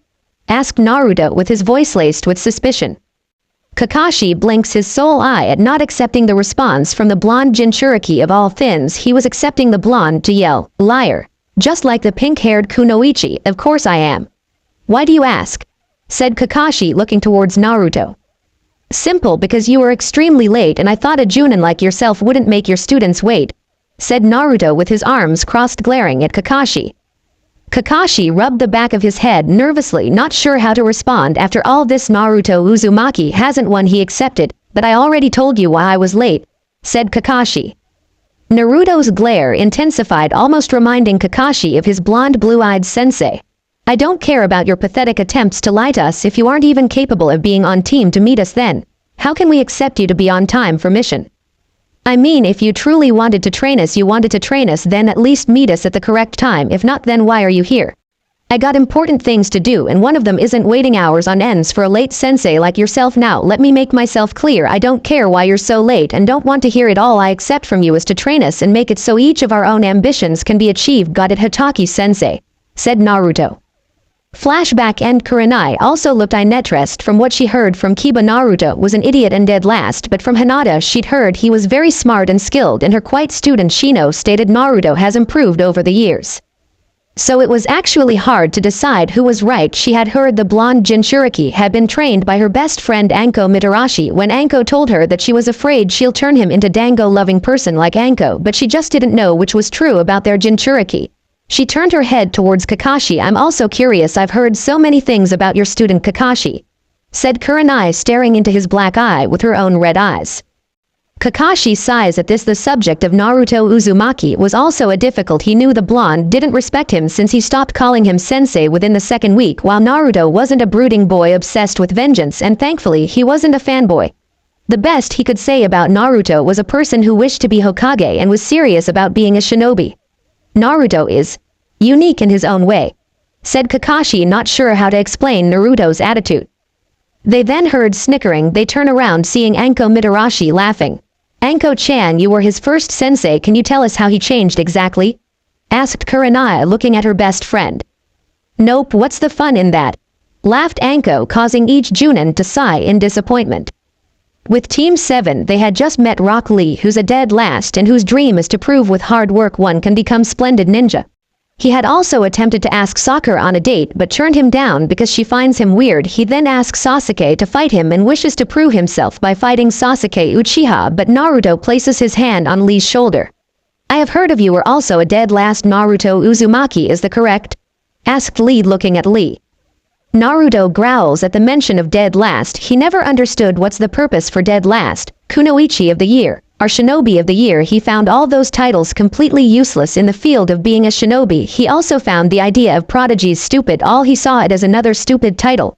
Yes, under the academy records, but as you can see I'm here and I have to admit, as enjoyable as seeing you fight Uchiha, don't you think it would be better than fighting in front of a bunch of people? And I'm sure both of our senseis wouldn't be proud of us fighting before we even entered the Chunnin exam, don't you think? Said Naruto. He then smirks at Lee, ignoring the thankful expression of Sakura and Sasuke's usually stoic face. And besides, Lee, I'm sure your teammates are waiting for you, stated Naruto. Lee bows his head in embarrassment. He understood what Naruto was saying is true. No matter how much he wanted to test himself against Sasuke Uchiha or the blonde in front of him who has caught his attention. I understand, Naruto-kun, and I apologize for my unyouthfulness, said Lee, raises his head and looks toward Sasuke. I am sorry, Sasuke-san. No matter how much I wish to fight you, I now understand that it is not the time for us to fight, Sasuke. I will be leaving. My teammates Neji and Tenten are waiting for me, said Lee Jutsu as he gets ready to leave Team 7. A huge cloud explodes once it clears. An older who wears exactly what Lee wears and the Chunnin vest. The man is standing on a red turtle. The man appears to be in a weird stance. This man is Might Guy Sensei of Rock Lee, Neji Hyuga, and Tenten. Holy shit, look at his eyebrows, exclaimed Sakura, but Sasuke and Naruto ignore her but couldn't help but to agree, seeing he has even thicker eyebrows. The Chunnin ignores her and grins at Lee. Lee, have just witnessed your talk with this youthful genin and I'm proud at what he said. I see Kakashi's hypnosis has transferred into him, said the Chunnin, grinning at the four children. Sakura and Sasuke looked shocked at finding out the strange Chunnin in front of them. Wait, you know Kakashi-sensei? Asked a surprised Sakura. Might Guy nods his head and grins down at her. Why, of course I know of Kakashi. After we are eternal rival, with Kakashi having 50 wins while I had 49 wins. I can. The three of you are quite the splendid youthful ninjas, but it's time for us to go, students of Kakashi. I wish you well in the Chunnin exam. Grinned Guy, shooting each of Genin with his famous, or in some cases infamous, good guy pose. They were then blinded by the sparkle within his teeth. He and Lee then shunshin away, leaving deadpan Naruto, Sasuke, and Sakura not exactly sure how a man so energetic could be rivals with their lazy sensei. It also didn't help that the man was overly excited. Each of the children had a large sweatshop. Sakura then looks between her teammates. So, I guess we should move on, don't you think, Sasuke-kun, Naruto? Asked Sakura. Both boys nods their head. They walk into the last door. They are meet with genin from all over the nation, but Team 7 is then hit with a small amount of killer intent. Naruto sighs at this. This is nothing compared to what Anko and Kyuubi made me handle. Then again, these are a bunch of genin, and comparing their killer intent to even a low-level Chunnin isn't even fair, isn't actually really fair, but still this, thought Naruto. He looks around, seeing the Suna team and Team Guy's team. Just as he was about to search for any more threats, he sees a blonde and purple object flew right past him, slamming into Sasuke. Naruto ignores what slammed into Sasuke, already knowing who slammed into the Uchiha Ino Yamanaka. Naruto then decides to do the smart thing and don't involve himself with the childish banter between his teammates Sakura and Ino. Naruto could even feel the glare that's sent his way. Do they even notice the attention they're sending us? I swear I don't even know how these two are even alive. Thought Naruto with a sweat drop at the scene of the two fighting over the Uchiha. The lazy shinobi Shikamaru walks up to Naruto, gives loud sigh. I see you're still troublesome as usual, said Shikamaru. Naruto snickers at Shikamaru. Out all the people at the academy, he truly enjoyed Shikamaru's friendship, mostly because he never called him dope, loser, dead last. And it also helped that unlike everyone who avoided him like the plague, Shikamaru, Choji, and Shino, he wasn't friends with Kiba due to him finding Kiba horribly annoying and with an ego almost as large as Sasuke. Shikamaru isn't just one of his first friends but his best friend. Naruto then turns towards Shikamaru. Ehehe. Shikamaru, I'm not as nearly as troublesome as Haruno or Yamanaka, grinned Naruto. Shikamaru just shrugged his shoulders. I can tell this is going to be a drag, sighed Shikamaru, rubbing the back of his head. The two then hear chomping. They turn their head, seeing Choji eating chips. Come on Shikamaru, don't be like that, said Choji. He then turns towards Naruto. Hey Naruto, how you doing? Asked Choji, looking at the blonde genin. Naruto just shrugged his shoulders. Good, just make sure you two don't. Yahoo, it looks like everyone here, yelled Kiba. Naruto then gained a deadpan expression. Draw attention to yourselves like Kiba had just did, said Naruto. He then narrows his eyes, looking around, seeing everyone glaring at them. Both Shikamaru and Choji follow his eyes, seeing they are being glared at. So Naruto, Shikamaru, Choji, and the quiet Shino walk away from the group, hoping to draw the attention away from themselves. Hello Naruto, it is good to see you my friend, said Shino in a cold neutral tone. Naruto smirked at Shino. Hey Shino, nice to see you. Have you infused your own element nature with your bugs? Asked Naruto. Shino nods his head. Naruto smirks at this. Kiba, all the Konoha genin, turns his head, looking at Naruto, Shikamaru, Choji, and Shino, while the other genin wondering why they are standing far away from them. Hinata blushes at Naruto. Why are you guys over there? Yelled Kiba, drawing even more attention towards them. We are here. Why? Because Kiba, you have drawn too much attention to ourselves, said Shino, finding the insect on his finger more interesting than his loud teammate. Just before Kiba can tell again, a man with onyx eyes and ash gray hair, which he normally keeps in a ponytail. His most consistent feature are his black-rimmed circular glasses, given to him by Nono. He wears a dark purple shirt with a high collar, a white undershirt, and dark purple pants with a white cloth waistband. He wears also dark purple fingerless gloves with armored plates on the back of the hand and a blue forehead protector. Walks up to him. What your friend means is you're drawing too much attention to yourselves. This is obviously your first one, while this is everyone else's second or third time, and being as loud as you are isn't good, said the man. The genin look around, seeing everyone glaring at them. Ino turns towards Kabuto. HWY, who the hell are you? Demanded Ino. Kabuto waves his hand in front of him. Hey, no need to be alarmed, my name is Kabuto, I'm on your side. As you see, there's people from almost every nation except for Kumo and Iwa, but these exams are extremely difficult. I myself had to retake them, said Kabuto. Naruto narrows his eyes at him. He smells like snakes, and there's only a few people who actually smell like snakes, Anko, Orochimaru, and myself. What do you think, Kyuubi? Asked Naruto. The Biju opened its crimson eyes, growling. This boy does smell like snake. He also smells of death and decay. I also sense he's hiding something. Be wary of him, Naruto. He may be an enemy and ally of that bastard Orochimaru, said Kyuubi. Naruto nods his head. Yeah, I can tell he's way much stronger than he appears. I must inform a Chunnin or Chunnin, but not here, said Naruto through his mental link. Kyuubi nods his head, agreeing with Naruto. Sakura then looks towards Kabuto. How many times have you retook them? Asked Sakura, wishing to know how hard these tests are exactly. Kabuto then smiles at the bubblegum-haired child. I have took these exams 8 times, said Kabuto, shocking everyone except Naruto, who doesn't trust this Kabuto person. He can almost sense the fall chakra from him.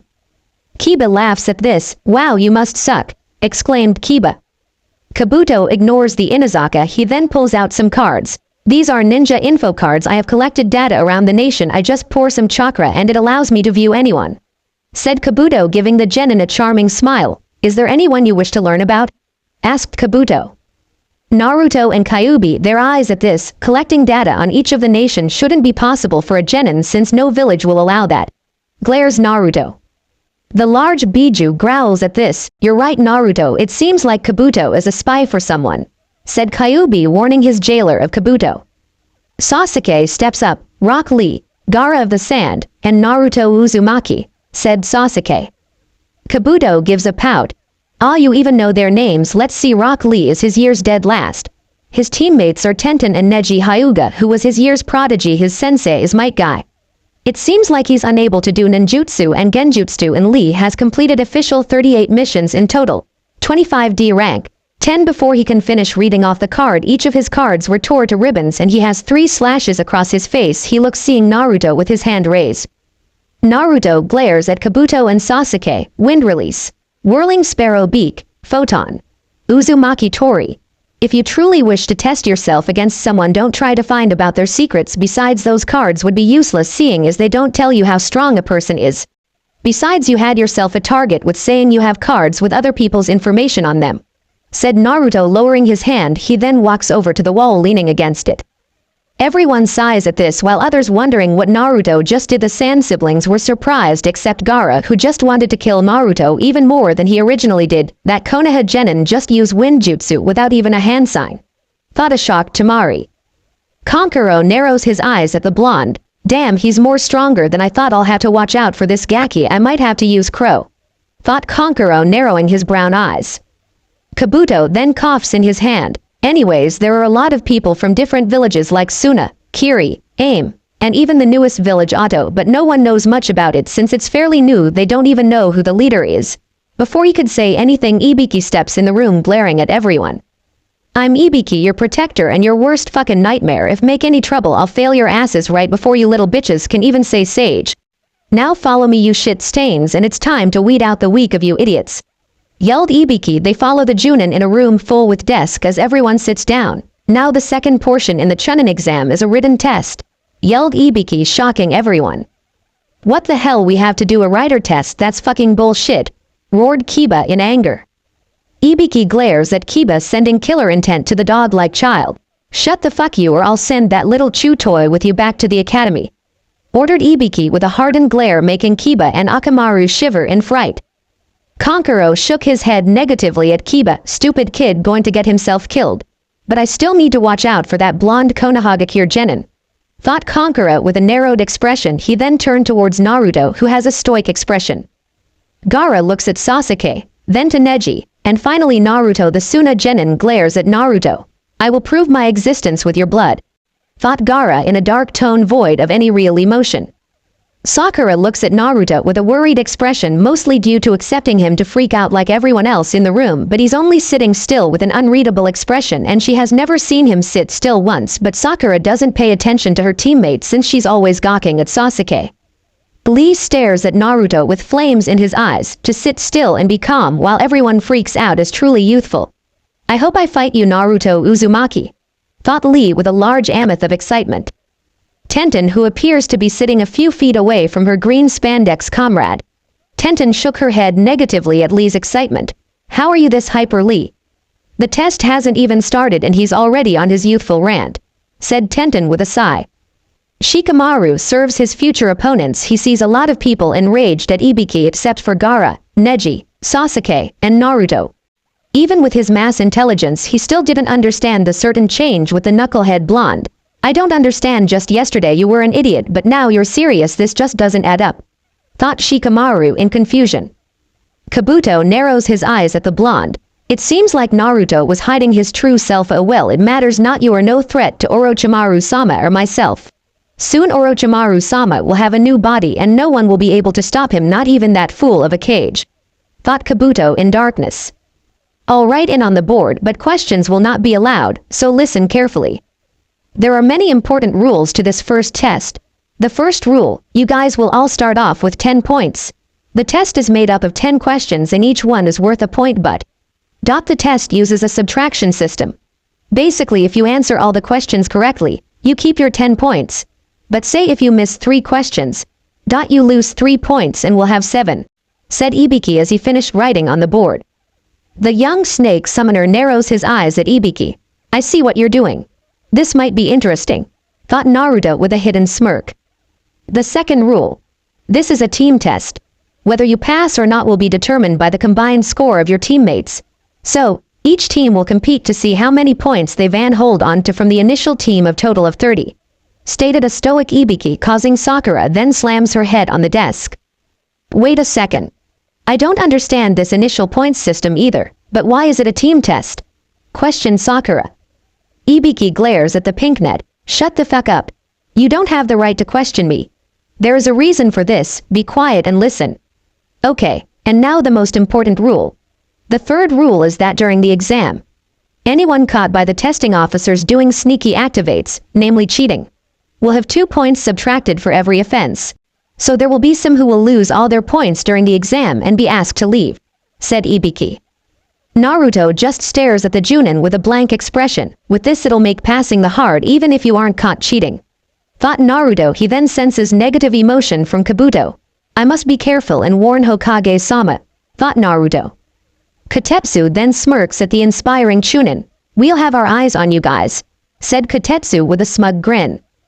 The large Chunnin then begins to grin at Ibiki, realize that the pathetic ones that get caught cheating will be destroying themselves. Add shinobis trying to achieve the level of Chunnin, be proud ninjas. Those that lose all their initial points during the test and those that lose all their initial points during the test and those that don't answer any questions correctly will be failed with their 2 teammates, said Ibiki, shocking everyone.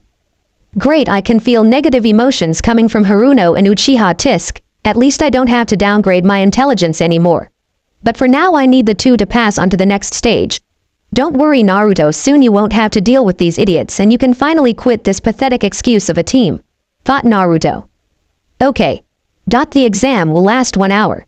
Begin, yelled Ibiki. Everyone begins their test but most of them are shocked at how difficult the questions are except for intelligent people.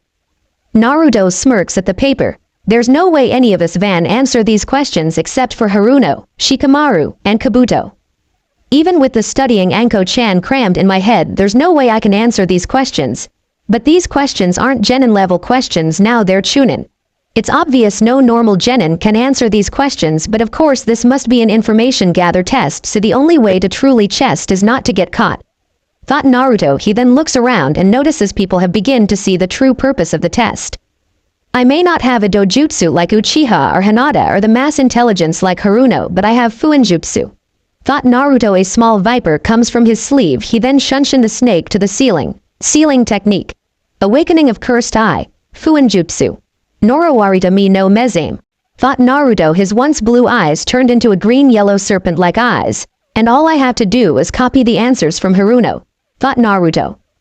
Hinata turns towards Naruto and is shocked at the change of his eyes. Hinata knew Naruto has no dojutsu, while the serpent eyes are off-putting. The heiress of the Hyuga clan is glad Naruto found a way to answer the questions. I'll do my best, thought Hinata.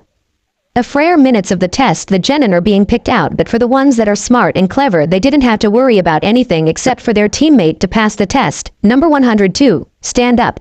You fail, declared a Chunnin. No. Damn it, groaned a Konoha Genin.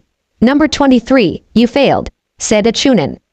No, yelled a Genin. A Chunnin proceeds to drag the Genin out. 43 and 27, you fail, said a Chunnin. Kabuto narrows his eyes. That's 13 teams that have failed, thought Kabuto. A Genin from Sanagakure rises from his seat. Do you have to prove that I cheated 5 times? Are you guys watching? All the Genin is then pinned to the wall by a Chunnin who has his forehead protector around his face. Listen, among Chunnins we are the elite that were assembled to watch over this exam.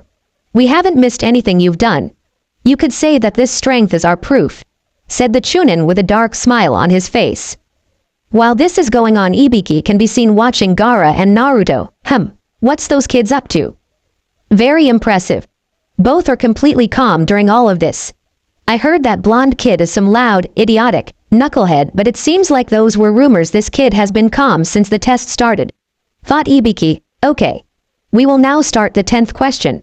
Now, before we get to it, I'd like to go over the added rules for this question. I'll now explain. These are the rules of desperation, said Ibiki. With the Junin Kakashi, Anko, Kurenai, and Asuma can be seen sitting around enjoying the free time they have. Well, it sure is boring without any team. The missions will have to wait, stated Kakashi. Anko releases a chuckle. Don't worry, Cyclops, you'll be busy soon, said Anko with a cheeky grin. Kakashi raises his eyebrow at the dango-loving woman. Why is that? Asked Kakashi. Anko just grinned, causing the three to sigh. I heard that examiner for the first test is Morino Ibiki, said Asuma. Not that sadist, said Kakashi with a sigh.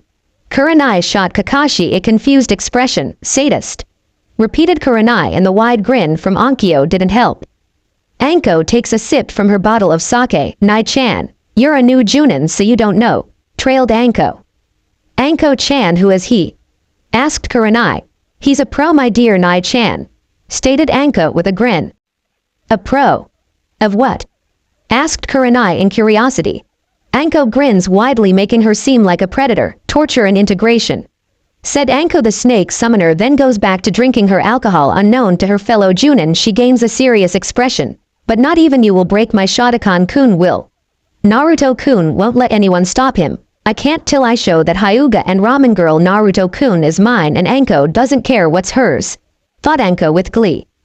Chunnin exam. Ibiki narrows his eyes at the genin. First, for this 10th question. You must decide whether you will take it or not, said Ibiki. What the hell does he mean by that?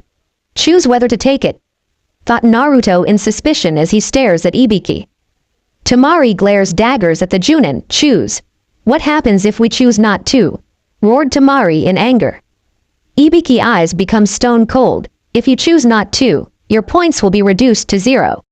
You fail, along with your 2 teammates, said Ibiki in a cold tone. Few of the genin glare daggers and yell at Ibiki, not even minding his death glare. If you chose to take it, and answer incorrectly, that person will lose the right to take the Chunnin selection exam again, roared Ibiki. What kind of stupid rule is that? There are guys here who have taken the exam before, yelled Kiba in rage. You guys were unlucky. This year it's my rules, but I am giving you a new way out. Those that aren't confident can choose not to take it, and try again next year. Now let's begin. The 10th question. Those that do not wish to take it, raise your hand once your number is confirmed. Leave, said Ibiki. One by one genins began to forfeit, causing Naruto to narrow his eyes in annoyance. Naruto then begins to raise his hand, but he quickly punches the desk, leaving cracks. He then glares heatedly at Ibiki. I won't let anyone get in my way from advancing, not you, my comrades. Are the Hokage. I'll become the next Hokage no matter, and I've come too far to stop. No, you bastard. No one is going to stop me. Yeah. No, roared Naruto in declaration. Ibiki stares down at Naruto with his cold stone eyes. I'll ask you again. Your life is riding on this decision. This is your last chance to quit, said Ibiki. Naruto's icy blue eyes met Ibiki. I follow my own path. That's my ninja way, said Naruto in a cold tone. There's no doubt this kid is trained by Anko. He has the same cold look she gets when she's serious about something. 0.78 left. More than I expected. Stretching this any longer won't make any difference, thought Ibiki. Good decisions. Now to everyone still remaining. I congratulate you on passing the first test, said Ibiki, leaving everyone dumbfounded. Wait. What do you mean? We already pass. What about the womanhood 10th question? Asked Sakura. Ibiki shifts from cold expression to a grinning one. There never was such a thing. Or you could say that those 2 choices were the 10th question, grinned Ibiki. What the hell? Then what were the first 9 questions for? They were pointless then, roared Ino. The large Chunnin shook his head negatively. They were not pointless. They had already served their intended purpose. That purpose? To test your individual information gathering ability, said Ibiki with a smile. The platinum blonde eyebrow begins to twitch. He suddenly changed personalities, thought Ino with a sweat drop. Information gathering, said Tenten with a puzzled expression. Success on this test is based on the whole team doing well first, as the rules explained mess things up for their teammates. This put pressure on each member not to. But the questions on this test were not the types a mere genin could answer. Because of that, I'm sure most of the people came to the same conclusion. That to score points, I'll have to cheat, said Ibiki. So, I was right to pass the test, we had to cheat. thought Naruto as he listens to people talking how hard it was finding out. As cheating targets, we had 2 or so Chunnis who came you all the answers mixed into the crowd. To help you guys out. But those that cheat poorly. Fail, of course. Said Ibiki. He then removes his bandana forehead protector, revealing his scared bald head. He then gives them a cold stare, because, at times, information is more important than life. And on missions in the battlefield, people risk their lives to get their hands on it, said Ibiki. Naruto narrows his eyes at Ibiki. Those burns, screw holes, and scars are the affect of torture, thought Naruto. Ibiki then puts his forehead protector back on. If the enemy or third party notices you, there is no guarantee the info will be accurate. I want you to remember this. Important information in your hands. Can be a powerful weapon for your comrades and for the village. So we had you gather information through cheating. The clearly separated those that did not have the right abilities, said Ibiki with eye-closed smile. Tamari Saya, but, I don't understand the final test, said Tamari. But, question 10, is the true purpose of the test, stated Ibiki.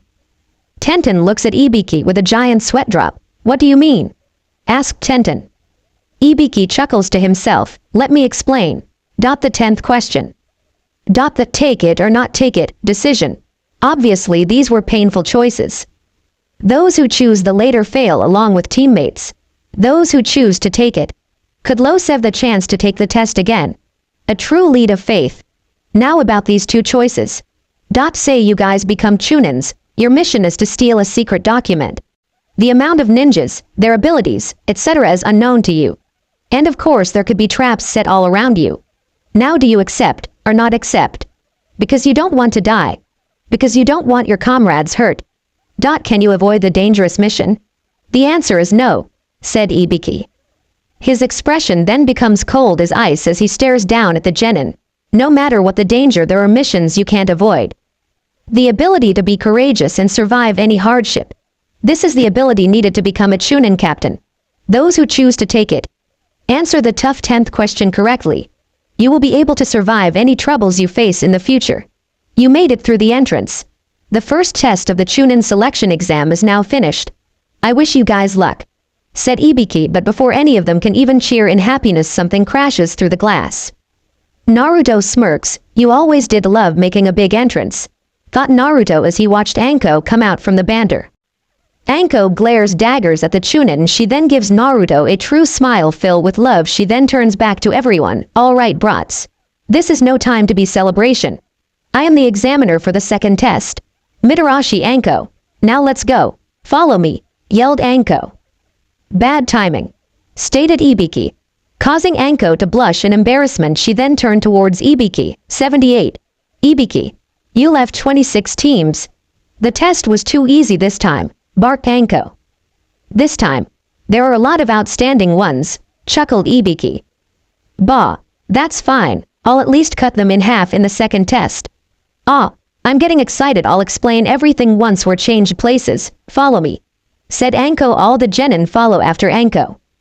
As Ibiki picks up the papers, he reads Naruto's check the back. Ibiki turns the paper over. Ibiki, that Kabuto guy smells like snakes. Not only that, he's suppressing too much chakra for a genin. Ibiki narrows his eyes. I must inform Hokage-sama, said Ibiki. With Anko, the genin are standing in front of the gates of the Forest of Death. The Puaplanet smirks at them. Welcome to the stage for the second test. Practice Area 44. Also known as the Forest of Death, said Anko. She then turned towards Naruto. Asked Naruto-kun. He knows how dangerous it is, said Anko, shocking the genin of Konoha that Naruto had been here. And Naruto-kun, muttered Hinata. Sasuke stares at Naruto with a shock expression. What, he's been here before? Thought Sasuke in shock. Sakura stares at Naruto with a shocked expression. Why would he go to this place? Thought Sakura as she stares at the stoic Uzumaki. Anko then walks up to Naruto and stares at him. She grins at him, causing everyone what's up with the examiner. Anko lifts Naruto up in the air, but instead of harming Naruto like everyone accepted, she smashed her lips against his own. Anko moans into the kiss. Naruto wraps his arms around her waist, causing Anko to moan into the kiss. She then puts him back on the ground, leaving Naruto with a dazed look. Anko turns towards the genin and grins at them, but more so at Hinata. He's mine, said Anko. What? Said a shocked Sakura. Kiba looks at the scene with shock. Exclaimed the dog using shinobi. Hell! Roared Ino in disbelief. Hinata then lose her balance, but thankfully Ino caught the female Hyuga. Kiba then points his finger at Anko in an accusing manner. What the hell is going on? Why the hell did you kiss that dope? Yelled Kiba. Anko pulls out a kunai and throws it at Kiba. The Inuzuka is left shocked as his ear begins to bleed. The purplinet then gives him a deadly glare feel with an icy look. It's not nice to point in Naru-kun. Here is my Shota boyfriend. That won't be a problem, right? Asked Anko. Kiba viciously shook his head negatively and no, not at all. Keeked Kiba in a frightened tone. Anko grins at him. That's good to hear. If there was I would have string you up by your balls. Now before we start the second test there's something I have to pass out. You must sign these agreement forms. There will be death in this one, and if I don't have you sign these, it will be my responsibility. Hee hee. Chuckled Anko as she has papers in her hand. I'm going to explain the second test, then you can sign it afterwards. And then each team will check in at that booth behind me. Okay. I will now explain the second test. Simply put, you will attempt the ultimate survival first. I'll explain the area in which it will take place. Around practice arena number 44 are 44 locked gates. Forest, river, and a tower in the center. From the gates to the tower is about 10 kilometers. During the survival in here, you will be asked to complete a certain task using your many weapons and jutsu. You will complete in a scroll battle, no rules. Said Anko in a dark tone. Scroll? Repeated a female genin from Kusagakir. Anko nods her head. Yes, you will fight over these two scrolls, the heaven and earth. There are 78 people here, meaning 0.28 teams half. 13 will get the heaven scroll and the other 13 teams will each get the earth scroll. To pass this test your team must make it to the tower with both scrolls. But there's a time limit. This second test will last 120 hours, exactly 5 days. Stated Anko grinning like a maniac. 5 days, yelled a shocked Ino. What about dinner? Roared a frightened Choji. Naruto scoffed at Choji. Tisk. Why am I not surprised?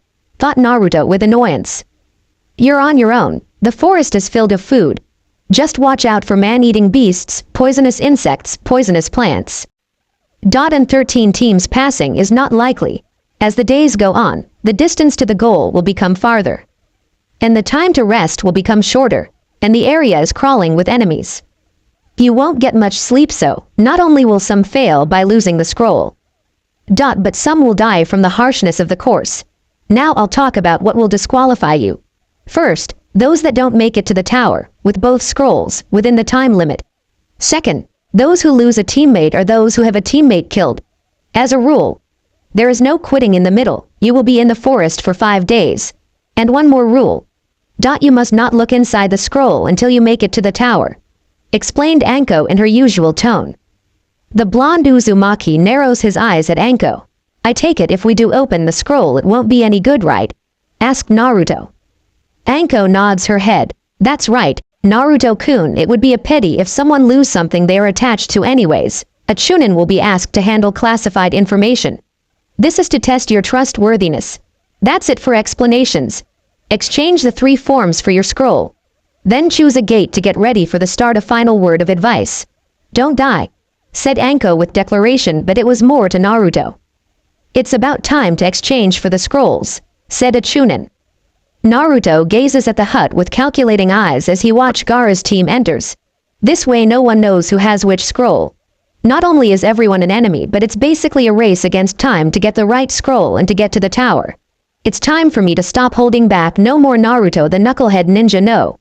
I'm Naruto of the snake. Thought Naruto with conviction as he grips his Tsurugi. Flashback 2 years ago at training ground 19. Mirayuki stares at Naruto, who has a questionable look on his face. This training ground is also known as Waterfall of Battle, Batoru no Taki. It was a personal training ground created by the late Nodem homage Tobarama Senju. Naruto then begins to rub the back of his neck in a nervous manner, not even bothered by the dark to teal snake-slit eyes staring into his own blue eyes that shine bright as the ocean on a beautiful night. Mirayuki-chan, can you repeat that? I think I heard you wrong. Asked Naruto in a dumbfounded tone. Mirayuki shook her head negatively at Naruto. No, you heard me correctly. Manda-sama has something for you, Naruto-kun. I was ordered to inform you, said Mirayuki in a polite tone. Naruto still couldn't believe what he's hearing from the Blue Vipers. Sure, he had earned Manda's respect, but he honestly didn't think the snake boss would give him something. The thought of Manda even giving him Q gift just sounded strange and off-putting. Okay, so will Manda-sama come here or will I be going to Ryuchi Cave? Asked Naruto. Mirayuki flicks its tongue out. We will be going to Ryuchi Cave, Naruto-kun, said Mirayuki before Naruto can say anything. He's enveloped by a large smoke. The blonde finds himself surrounded by a large CL grass area and snake statues before he can marvel at the sights Manda is front of them. The two then bows towards him. I've brought Naruto-kun here just as you requested, said Mirayuki. Manda nods his head. He turns towards Naruto. I'm pretty sure why you want to know why I brought you here. I have a gift for you, said Manda. A puff explodes in front of Naruto. In front of him is a Tsurugi. But why give me this, Manda-sama? I'm not ungrateful, but why give this to me? Asked Naruto. Manda stares at him with a blank expression. Because you are worthy, unlike Orochimaru, who has tainted the name of the snakes, said Manda. Naruto smiles at this and grabs the sword. Don't worry, Manda-sama, I won't fail you. I'll bring respect back to the Snake Clan Datbeo, yelled Naruto with conviction. Flashback end. The 30-minute timer goes off. The second test of the Chunnin exam. Now begins. Roared Anko. Each team rushes through their respected gate. Naruto turned towards Sakura and Sasuke and gives them a hardened glare. From here you two will do what I say if you wish to survive this place, said Naruto in a stoic tone. Sakura glares at Naruto. Why should we do what you say, Baka? Sasuke-kun is the leader when Kakashi-sensei isn't here, said Sakura in a loud tone, nearly yelling. Naruto's eyes shifts to her. He then backhand slap her in the face, causing her to hit the ground hard. With your deluded obsession over the Uchiha, you seem to forget that Anko said I've been here before, stated Naruto in a tone of confidence. Sasuke glares at Naruto. I still don't see why we should listen to you done while I'm an elite, stated Sasuke in arrogance, at which Naruto snarls at. The blonde then raises an eyebrow at him. Oh really? You know there is a team heading in out direction already, said Naruto with a mock tone. This had left the Uchiha shocked. Wait, what? Exclaimed Sasuke. Naruto then begins to walk away, not even glancing at his shocked teammates. I'm a sensor type. Now let's move, said Naruto as he begins to run through the forest. Sasuke and Sakura follows after Naruto. And what are we doing running away? Snarled Sasuke. Naruto ignores the insult, which wasn't really that difficult since he's been ignoring every insult his classmates have ever made towards him. The only difference this time is that he doesn't have to act like an idiot anymore. I already set traps up before I sent a clone in here earlier. I knew people would go after us because of you Uchiha, and they see me as an unknown, and as for you Sakura, you're so weak that they wouldn't even bothered with, said Naruto in a cold tone, not even caring how hurt Sakura is. Who do you think will try to go after you, Naruto? Asked Kyuubi. Obviously that Kiri team. They were basically glaring at us. No doubt they see us as an easy target. I'm just wondering about that Kabuto, thought Naruto in concern. Kyuubi nods his head. That boy not only smelled like snakes and blood but chakra at least Junin level. You must watch out, Naruto, said Kyuubi. Naruto mentally nods his head in agreement. If I do have to fight someone who's higher than Chunnin level, I'll have used that jutsu, thought Naruto as he narrows his eyes in worried and suspension. He then allows a Smiro to graze his face. Someone activated my trap Uzumaki technique. Predator hidden trigram. Uzumaki Gijutsu. Hashoku sha Kakushi Torigoramu, thought Naruto. He then formed the boar sign and a boom went off. Sakura turns towards where she heard the audible boom. What the hell was that? Exclaimed Sakura. My trap, said Naruto in a flat. After picking up the speed, they see multiple trees blown away and the very ground caved. Basically the Who area looked like a small battlefield, but what really shocked them was a team of Kiri team layer dead with them bleeding out. One of the Kiri members released a gasp of pain. Naruto jumps down and digs into each other's pocket, and he smiles as he finds that they have an earth scroll. Damn you, Konoha, scum, spat the Kiri member with his mask leaking blood. It's your fault. But this is the way of a ninja. Maybe if you weren't leaking killer intent at my team you wouldn't be dying right now, said Naruto in an emotionless tone.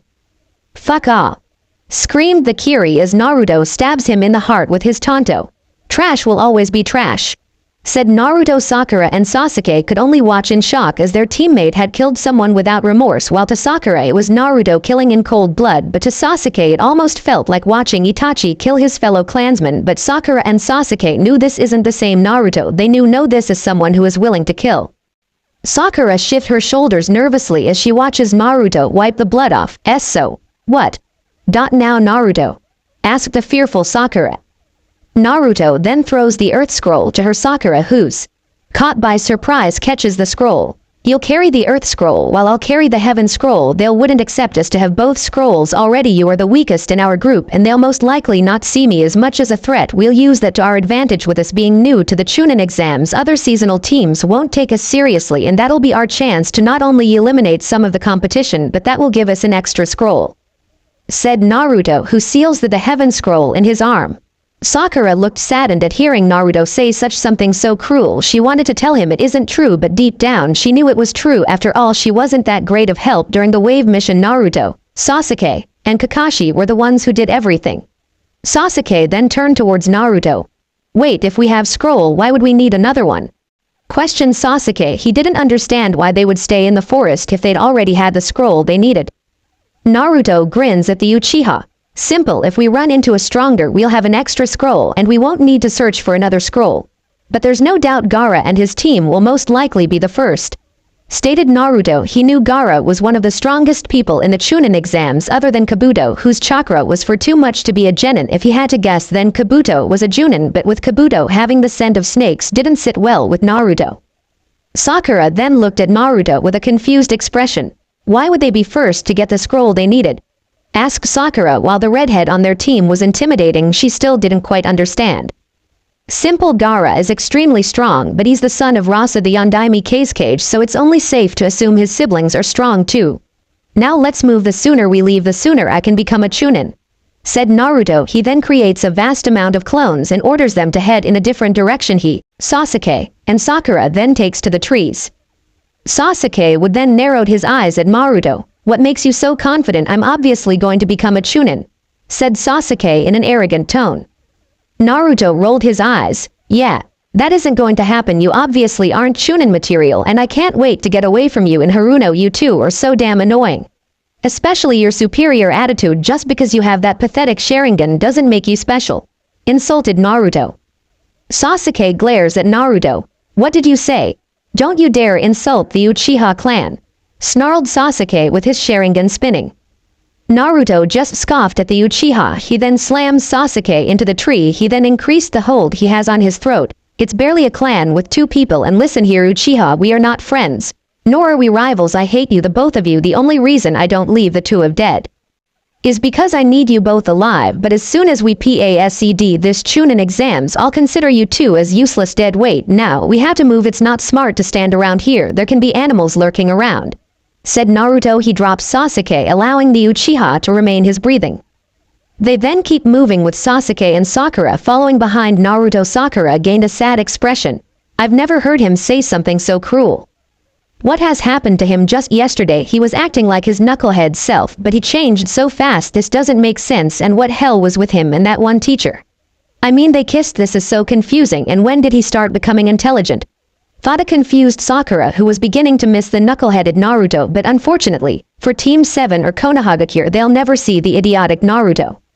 Just what the hell is happening? Naruto could have never beaten me in the past, but he just effortlessly handled me with no problem whatsoever. Wait, has Naruto been this way from the start? If so, why hide such skill? Thought Sasuke, who always believed he was the strongest among his class. Naruto narrowed his eyes as he senses the chakra of the Takidaker ninjas, and they're only about 5 kilometers from here. Good, they shouldn't be too far, but I still have to worry about those Sunagaker, Otogakure, and that Kabuto person. They are far too dangerous, especially that Kabuto person. There's no way he's a genin. His chakra extends that of a genin, thought Naruto as he narrowed his eyes. Kyuubi grumbled from within his cage. Remember Naruto, you must be careful around that Kabuto person. He can be trouble. Also, if you were to fight, there's no telling what he's capable of, said Kyuubi. The fox's eyes then narrowed. Watch out. Something is coming your way, warned Kyuubi. Naruto, Sasuke, and Sakura comes to a halt. Their eyes widened as a huge wind picks. Naruto grits his teeth in frustration. Where the hell did this wind came from? Growled, his eyes widened in surprise as he feels chakra. Chakra far greater than anyone in the Konohagakure. If he was honest with himself, this chakra was almost as much the Sandaime Hokage's own chakra, but Naruto is then thrown back as he's hit with a powerful wind, while Sasuke and Sakura can only stare in shock as he was swept from his feet. Naruto's body is then slammed against the tree, causing the blonde to groan in pain. God damn it, what the hell was that? That was definitely no wind, that was a wind jutsu, and it was directed at me. Whoever used that jutsu wanted me out of the way, whispered Naruto. He then hears the sound of a loud hiss. He looks up and sees a giant snake, and his eyes narrowed at the large snake. Due to him being in the forest of death when he was training, he was aware snakes weren't one of the inhabitants. I didn't summon you. Did Anko-chan summoned you? Asked Naruto, but there would be no real reason why the Purplanet would summon. He knew he would be facing death once he entered the forest, not just for the creatures within the forest but also the teams, but he wasn't expecting him being separated from his teammates. The snake shook its head negatively. No, it was Orochimaru. He's here in Konohagakure, said the large snake. As the snake had seen Naruto in front of him, he quickly stopped his attempt to kill the child. After all the snakes were loyal to Manda, and if Manda wished for Naruto to live, then he would do it. He might not be one of the strongest snakes among Ryuchi Cave, but he'll still protect Naruto with his life. The blonde snake summoner's eyes went wide in shock. He quickly hopped on the head of the snake. Let's go, ordered Naruto. The snake then begins heading towards the location of Team 7 while Naruto narrowed his eyes. Damn it, it makes sense, Kabuto. Those Otogakure ninjas and that bastard has been in Orochimaru for who knows how long. If I'm right, then Orochimaru is after Uchiha's Sharingan. Anko-chan has always said he was obsessed with the Sharingan even before he became a traitor of the village. He obviously going after Uchiha first due to him being weaker than Itachi, said Naruto. He then unsheathed his Tsurugi and narrowed his cerulean eyes in the distance, not even bothered by the screams that are being echoed through the forest. The large snake's eyes glanced towards Naruto's Tsurugi. I see Manda-sama has given you the Serpent King's victory Hebanushori. A wise choice for Manda-sama, said the snake with a tone of amazement. The large serpent then begins to see why Manda had wanted Naruto to be his new summoner rather than Orochimaru, who was always someone who can't be trusted. The Sannin was always determined to achieve his goal to learn every jutsu and gain immortality, and the man will do anything to achieve that dream no matter the cause. None of the snakes were found of Orochimaru before he started to experiment on people. The snakes were loyal, but after that they begin to hate Orochimaru for the times where he would experiment on the snakes and treat the weaker snakes as nothing but expendable objects to throw away. Naruto glanced down at his Tsurugi that was given to him by Manda. Hebanushori? So, the sword has a name. Manda-sama and Mirayuki-chan didn't tell me it even had a name. I know Orochimaru has the Kusanagi, but what's so special about Hebanushori? Asked Naruto. He knew Kusanagi can extend its length and could cut through anything, but he wasn't sure about Hebanushori. While he had it for 2 years, he mostly used his Tonto and trained with Hebanushori. He knew after the Chunnin exam he'll need Manda to teach him how to wield the sword, and wielding a sword he has no idea what the sword is capable of is unwise. While Kusanagi is a legendary sword that is known through the ninja world, the Hebanushori is known by the world of the summon animals. The reason for this is because the Hebanushori was crafted during the early days of the age of the Sage of the Six Paths, Rakudo Sennin. As far as I know, you are the only summoner to ever wield it. I suppose Manda-sama and the other past snake chiefs see something in you he did not see in any other of the summoners. Naruto, I should let you know we are almost there, warned the snake. Naruto nods his head in gratitude. He then pulls out 4 kunai that has multiple exploding tags attached to them. Naruto was aware he stood no chance whatever, but that didn't stop him because he knew he needed both Sasuke and Sakura to pass this test. He narrowed his eyes as he sees Orochimaru runs towards the frightened Sasuke and Sakura, but the Sannin slithers around the tree like a snake. He quickly throws the kunai. Orochimaru's eyes widen as he sees the kunai fly by him. The man jumps back into another, allowing himself to avoid the blast. Orochimaru of the Sannin, sorry to disappoint you, but your little plan failed, said Naruto. Sasuke, Sakura, and Orochimaru stare in shock as he stands on top on the snake's head. Orochimaru narrows eyes at Naruto, but more so at the snake. What the hell, I ordered the snake to kill Minato's brat, so why did the snake help him?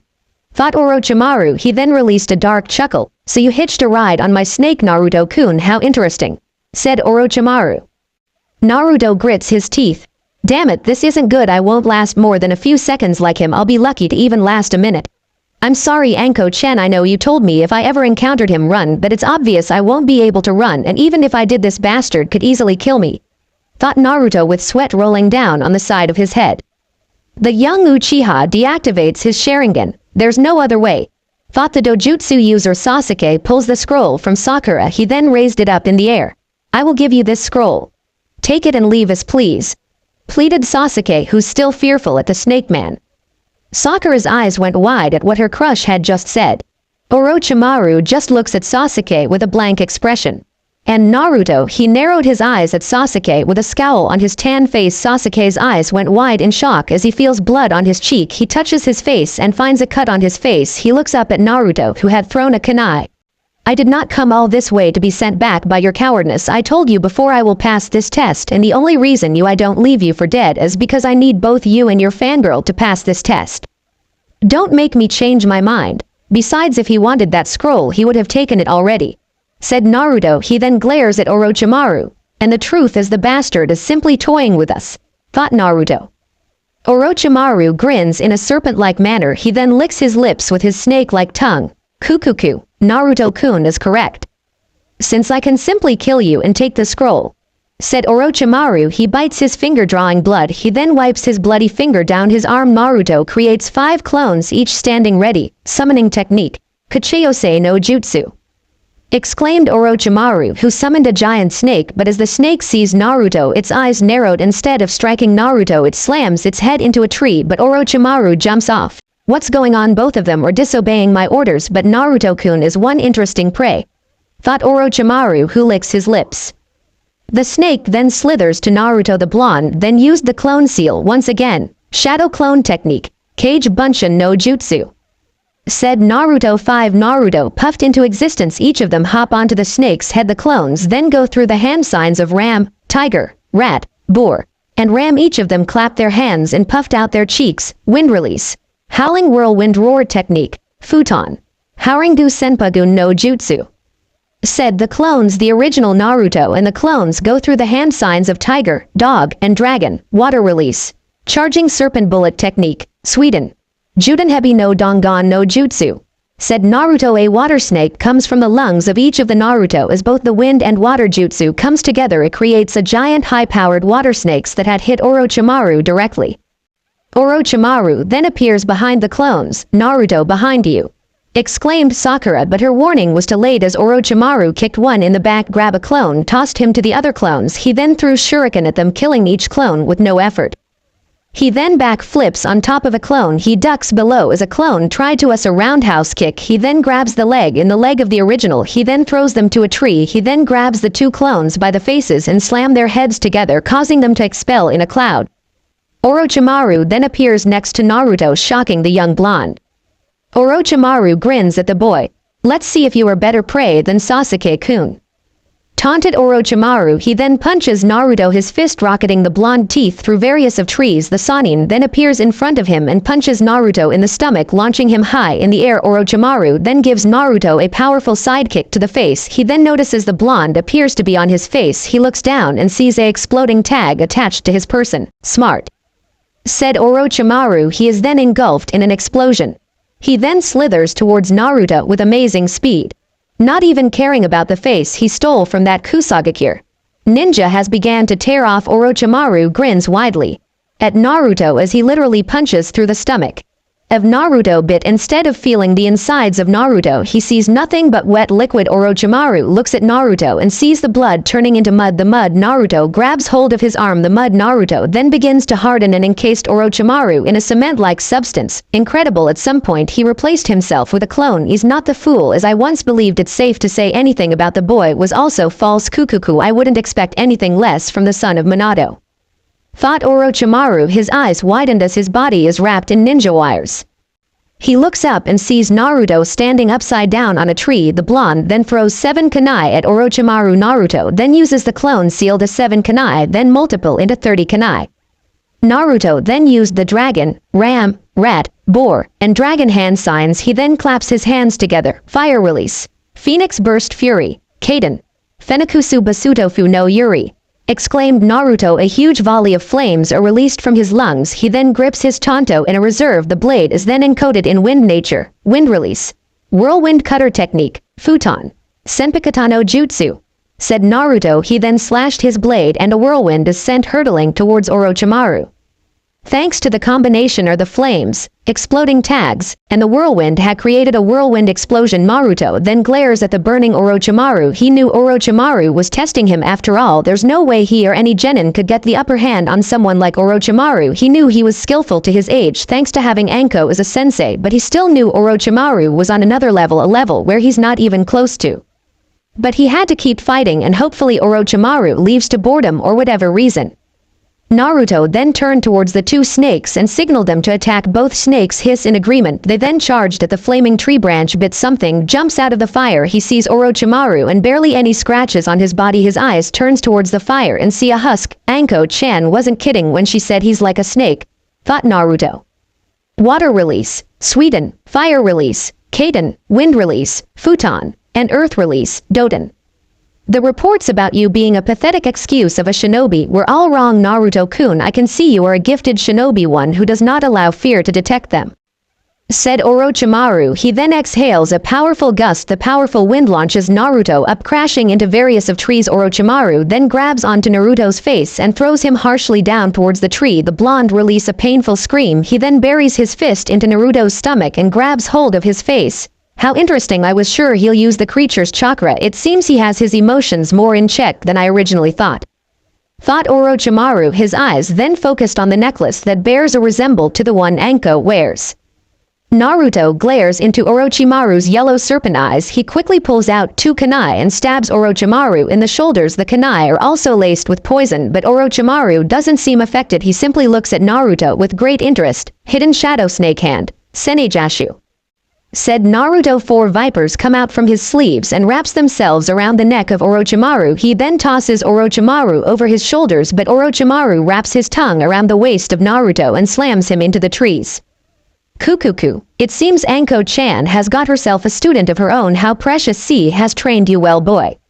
One who craves power while the other thrives and trains to be strong. I wonder how would Anko take it if I give you a gift, Naruto-kun, wondered Orochimaru. He then unhinged his mouth like a snake and bites into Naruto's neck, who screams in pain. A 3, appears on his neck. He then lifts up Naruto's shirt.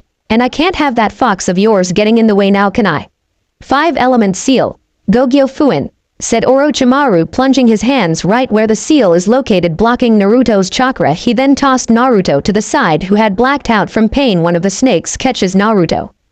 Orochimaru grins at Sasuke, who trembles in fear. Kukuku, this becoming fun. Now let's see what you can do, exclaimed Orochimaru, who was riding on top of a snake. With Anko outside of the forest of death, the purplinette indulged herself in her favorite treat. That's not Naruto. Just like how Naruto has an undying love for ramen, she was one for dango. Yum, nothing better than dango and sake.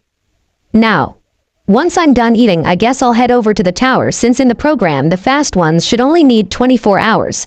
Leaf mark completed, said Anko. She then tossed the dango needle at the tree. She smiles at herself as she stares at the Konohagakure leaf symbol made by her. Big trouble, Anko-sama, exclaimed a shinobi who shunshin right in front of her with a stressed expression. What is it? Asked Anko, wondering why the Chunnin had disturbed her, but hearing the stressed and confused tone of the man, she knew it must have been serious. Bodies, 3 of them, exclaimed the man. Anko, who's still chewing on her dango, looked at the man with a curious expression. Bodies? Asked the Chunnin. The man nods his head with a quite fearful expression. And they are weird. Please come, exclaimed the man, who nearly yelled. The Chunnin then leads her to where the bodies are. As they arrive, she sees Kotetsu, Azumo, and a few others ninjas examining the bodies. Kotetsu turns and sees Anko and the Chunnin. After examining their papers and personal items, they seem to be the hidden grass shinobi who had entered this exam, but as you can see they have no faces, they're blank, as if they were melted off, said Kotetsu with a grave tone. Anko stares at the body in horror. She only knew one person capable of doing this, and that person is an infamous traitor who's nearly as infamous as Madara Uchiha, the first traitor of Konohagakure. There's no mistaking it that jutsu is his. Why is he in the exam? Thought Anko. She then narrows her eyes at Kotetsu. Show me the pictures of these 3. Yelled Anko. The man nods his head. The Chunnin then shows Anko the papers and her eyes widened, remembering she had saw the person. He stole this face so that time he is already. Thought Anko. She then turned towards the other shinobi with a furious expression. This is bad. You guys report this to Hokage-sama, exclaimed Anko. Who? Replied Kotetsu, not really sure why she had yelled or why the Hokage needs to be informed. Anko looks at him with an enraged expression, narrowing her eyes. Send some Ambu captains into the forest of death. I'm going after them right now. With Sasuke, Sakura then turned towards Sasuke with tears in her eyes. Sasuke-kun, do something. Sure, Naruto is a bastard and an idiot, at least he isn't a coward, exclaimed Sakura at fearful Sasuke. Sasuke then remembers the last words he hears from his older brother right after he slaughtered the Uchiha clan. No, exclaimed Sasuke. He then activates his Sharingan. Kukuku. The blood of the Uchiha begins to boil. I think I'll see how you compare to Naruto-kun, thought Orochimaru as he sees the infamous Sharingan. Sasuke digs into his back pocket and pulls out several kunai and a windmill shuriken. I must survive in order to kill my brother, that's what I believe. But I was the one that was afraid. If I can't risk my life here, then how do I expect to be able to kill my brother? Thought Sasuke as he throws a volley of kunai, but Orochimaru easily evades each kunai thrown at him quite easily. Sasuke then grabs onto a tree. I can see, thought Sasuke as he throws the windmill at Orochimaru, who stares in shock. The man easily dodges the kunai that was thrown at him. Not bad, he's reading my movements and going for critical hits. So he can see, thought Orochimaru with a smile. Sasuke launched 3 ninja wires, each are attached by a kunai and windmill shuriken. He then grabs the windmill with his teeth and glances at Sasuke to read all the places where I could run and attack from where I can't see from, thought Orochimaru, who's impressed with the Uchiha's skills. Sasuke grins at Orochimaru. Ehehe. Too bad. Fire release. Dragon fire technique. Kaden. Ryuhi no jutsu, exclaimed Sasuke. He then released a stream of fire which travels through the wire, burning Orochimaru's face. But instead of believing Orochimaru is going to fall back, he just stands there with his face burning. To be able to use the Sharingan so well at your age, you truly are a man who carries the Uchiha blood. Just as I thought. I want you, said Orochimaru as the flame died down. Half of the face of the Kusagakure ninja begins to tear off. The man gains a twisted and insane look. Sasuke-kun, I had fun testing both you and Naruto-kun's power, said Orochimaru. He then released a powerful killer intent at the two, causing Sasuke and Sakura to freeze in fear. You really are your brothers. I sense powers in your eyes that will surpass Itachi, said Orochimaru. Who the hell are you? Roared Sasuke. Orochimaru grins in response and pulls out a scroll. My name is Orochimaru. If you want to see me again, then survive and pass this exam. Of course, defeating my men, the Sound Nin trio, on the way, said Orochimaru. Sakura then looks at Orochimaru with a heated expression. What are you talking about? We never want to see you again, roared Sakura as she watches him burn the scroll. Cuckoo, it won't go that way, said Orochimaru. He then stretches out his neck and bites into Sasuke, who screams in pain. He then removes himself from Sasuke's neck. Sasuke-kun will seek me for power and Naruto-kun will seek me for knowledge, said Orochimaru. He then turned towards the snake who coiled themselves around Naruto. But I must find out why the snakes are so attached to Naruto-kun, thought Orochimaru. Sasuke then begins to scream in pain, grabbing his neck. What did you to him? Roared Sakura. Orochimaru merges into the ground. Kukuku. Nothing, just gave him and Naruto-kun a present, said Orochimaru. With Orochimaru gone, the snakes lay Naruto down, who's breathing very hard and has sweat pouring from his face. Sakura then turned towards Sasuke, who's screaming in pain. With Anko, the woman jumps tree to tree with her eyes narrowed in the distance. It's almost nightfall. I need to find him quickly. Once it gets totally dark, I'll be at a further disadvantage. But why is he here at a time like this? What is his purpose? It makes no difference if you have come to this village, then we'll settle things now. You are now a handbook's level a dangerous person. I'm sorry, Naruto-koi, I must stop this bastard even if it costs me my life, and even if that's not possible, said Anko. She then stops at a branch. I must slow down until Anbu arrives, thought Anko. She then rises to her feet. I was trained by you. I was one of your men, and thus that's my job, right, Orochimaru, said Anko, who's smiling and aware of Orochimaru. That's impossible, said Orochimaru, who's merged into a tree. He sees her pulling out 4 senbon needles. He quickly wraps his tongue around her wrist, stopping her from throwing the senbon. She snarls at him and grabs hold of his tongue. You won't get away from me. Hidden Shadow Snake Hand. Senejashu, roared Anko. Two snakes fly from her coat and bite into his tongue. She then throws the tongue over her shoulder, causing Orochimaru to slam into tree. He then pulls his tongue back and headbutted her in the gut. She grunts in pain. She then pulls out a kunai and stabs her and his hand into a tree and grunts at the pain. I'm going to borrow your left hand, Orochimaru, said Anko. He stares in shock.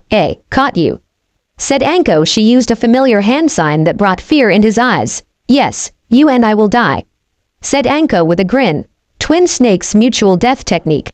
Sohasose no Kuku, planning to commit suicide, said Orochimaru. Shadow clone, exclaimed Anko. The Orochimaru in front of her explodes in a cloud of smoke. She turned her head and sees Orochimaru leaning on a tree branch with a smile. You are a Chunnin of the village. You shouldn't be using all those forbidden jutsu I taught you, said Orochimaru. He then forms a hand sign, causing her to collapse to the ground in pain. Why are you here?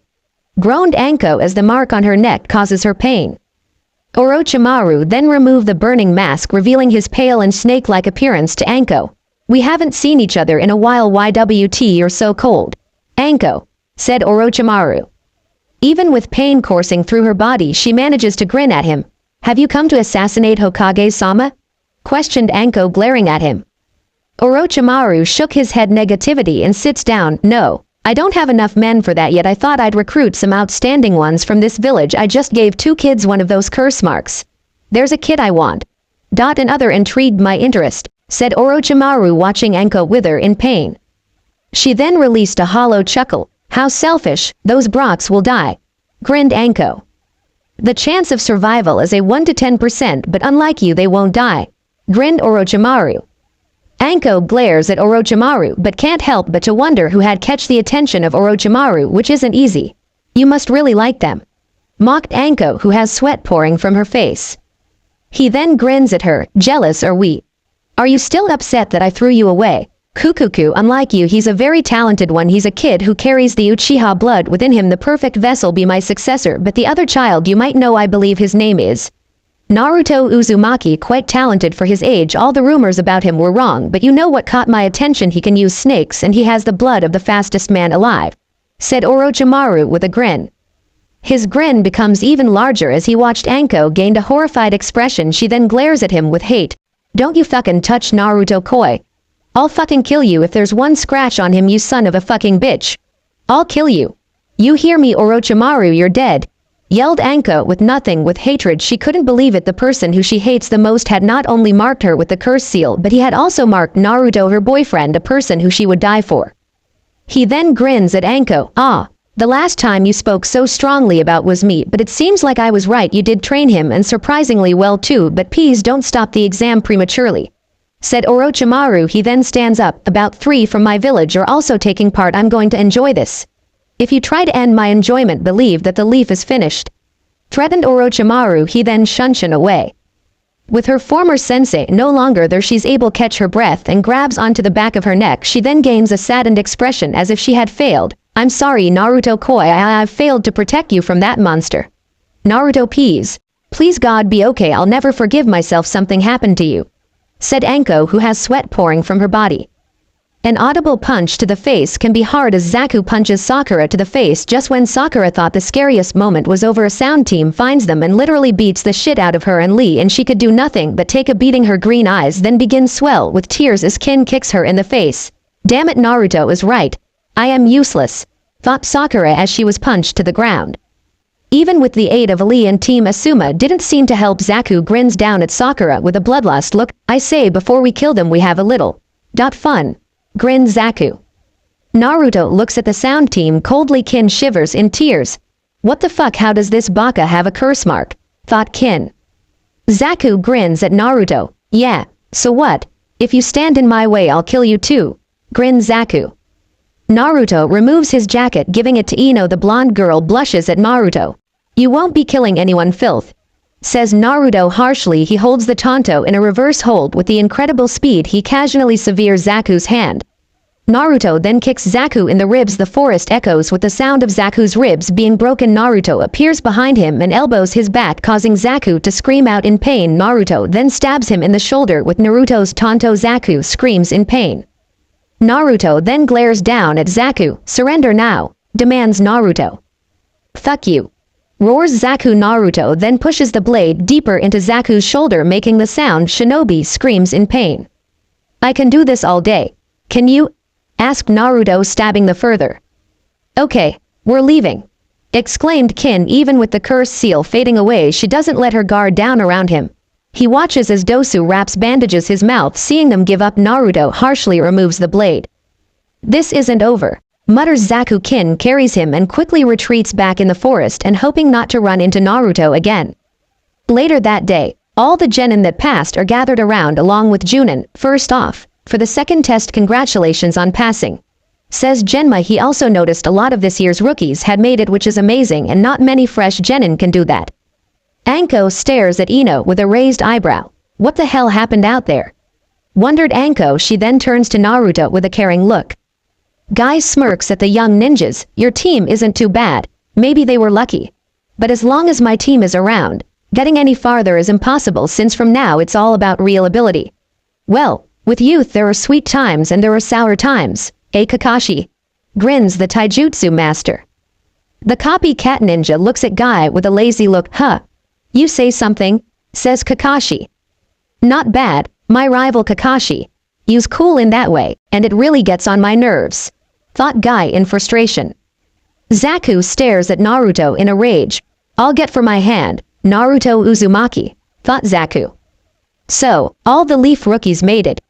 Oh, well, the results will still be the same, but I still need to watch out for Gaara and Neji," thought Naruto. He narrowed his eyes as he feels the pain of the cursed mark.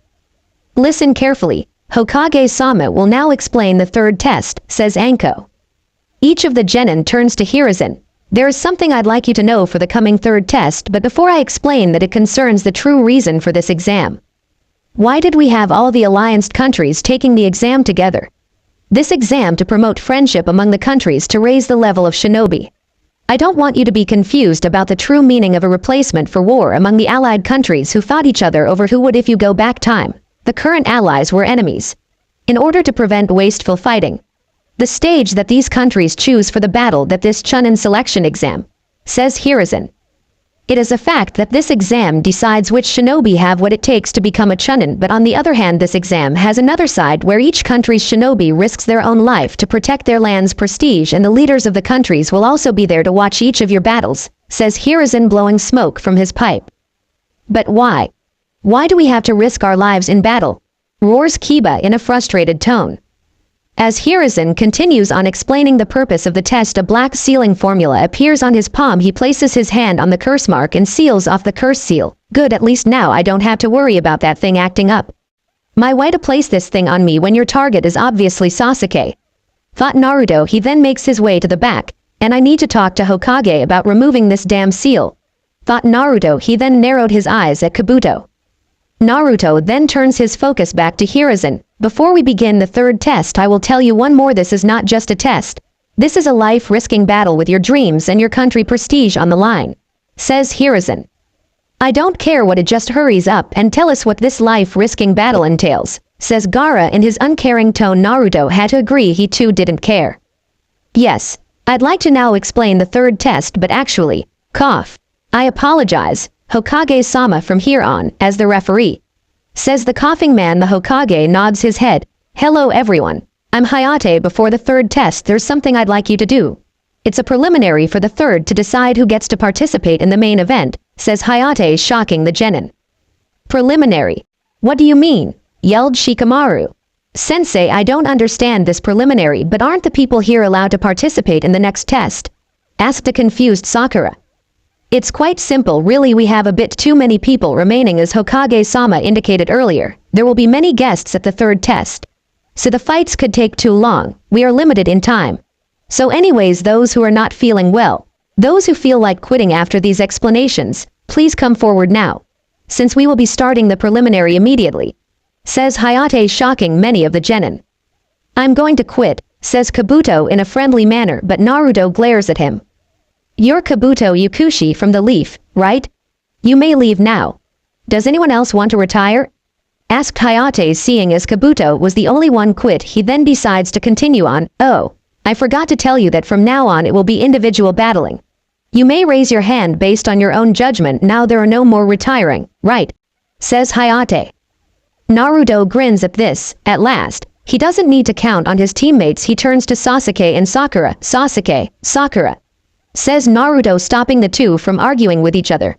Know this, if I have to fight either one of the two I'll destroy you. And Sakura, shut the hell up, your voice is annoying. Says Naruto in a cold tone. Sakura looks at Naruto with his cold eyes. Sasuke glares at him. What the hell, he has the same mark as me, why isn't he in pain? Though a confused Sasuke. Now let's begin the preliminary. This preliminary will consist of one-on-one fighting. You will basically fight as if in a real-life confrontation. Since we now have exactly 20 entrants, we will conduct 10 matches and the winner will advance to the third test. There are basically no rules. The fight continues until one of you dies or is knocked out or admits your death.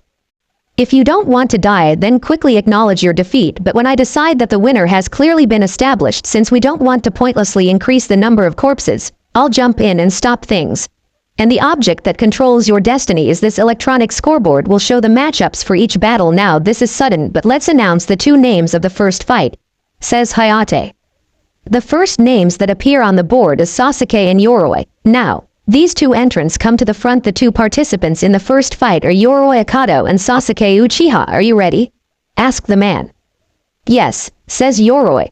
Yeah, says Sasuke. Now, we will be starting the first match. Will everyone except the two participants move to the upper level, says Hayate. With everyone standing by their sensei, Naruto sits down with his eyes closed. Kakashi stares at the blonde with a confused look. What are you doing? Asked Kakashi. I'm going to sleep. Wake me up when it's my turn or when Gaara fights, says Naruto, closing his eyes. Don't you want to watch Sasuke and your classmates fight? Asked Kakashi. No, says Naruto with his eyes closed. He then begins to fall asleep, causing Kakashi and Sakura to sigh at Naruto. This Naruto was definitely different from before. It was clear as day the blonde hates them and wants nothing to do with them. Naruto has slept through the fights, the only interesting fights that happened during the first round, and Shino versus Zaku, and the one-sided fight with Temari and Tenten. With his name and Kiba's appearing on the board, Kakashi wakes the sleeping Uzumaki. He rises to his feet, staring at the board. Now, the next match, Naruto Uzumaki versus Kiba Inuzuka. Kiba, the 7 matches, says Hayate. It's like we've already won. So lucky, eh, Akamaru? Asked an overconfident Kiba. His dog barks in agreement. Naruto raised an eyebrow at him. So, you are pathetic that you need a mutt to compensate your lack of talent. To have to rely on that dog is just pathetic, says Naruto in a cold tone. Tisk. I'll show you who's pathetic. Akamaru, you stay out of it, I'll fight alone, says Kiba with a cocky grin. Please begin, says Hayate. Kiba gets on his hands and feet. 4-leg technique, Shikyaku no Jutsu, says Kiba, now looking more feral. Kiba charges at Naruto with an elbow strike. Naruto blocks Kiba with his hands, shocking Kiba and his classmates. Tisk, pathetic, says Naruto. He then kicks the Inuzuka in the ribs, sending him back. Kiba groans in pain from strike. I think I'll stick to Sweden and my Tonto. No reason to show all my cards, especially when facing Kiba, thought Naruto. The blonde pulls out his Tonto in a reverse grip. You're predictable. If you want to use the mutt, then do so. It won't matter in the end, says Naruto in a cold tone. Kiba glares at Naruto. I'll make you regret that. Let's go, Akamaru, roars Kiba. A huge cloud covers his vision, but he moves to side, avoids the dog. Naruto then punches the dog, causing it to tail in pain. He then grabs it by the neck. This is that loser Naruto, thought Kurenai. Anko grins at Naruto. That's it, Naruto-kun, show him what you're made of, thought Anko. Surrender now or suffer, says Naruto. Kiba throws a good pill at Akamaru, but before the dog can swallow it, Naruto stabs Akamaru through the torso. Akamaru, screams Kiba. Holy crap, Naruto really just killed Akamaru. What the hell, has he always been like this, wonders Shikamaru. I told you to surrender, says Naruto. He then throws the dead dog to the side. Naruto runs at Kiba, clocking him in the jaw. He then elbows him in the chest. Inuzuka clan, how pathetic. You balance your ninjutsu and taijutsu around that pathetic dog of ours. That's the problem with you people in clans, you rely too much on clan techniques, says Naruto. Kiba screams in pain as Naruto's blade cuts into his arm.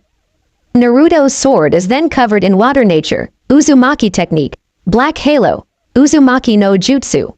Kuraro, says Naruto. The blonde snake summoner then Chunnin in 4 different spots and unleashes 4 deadly water slashes on Kiba, who screams in pain.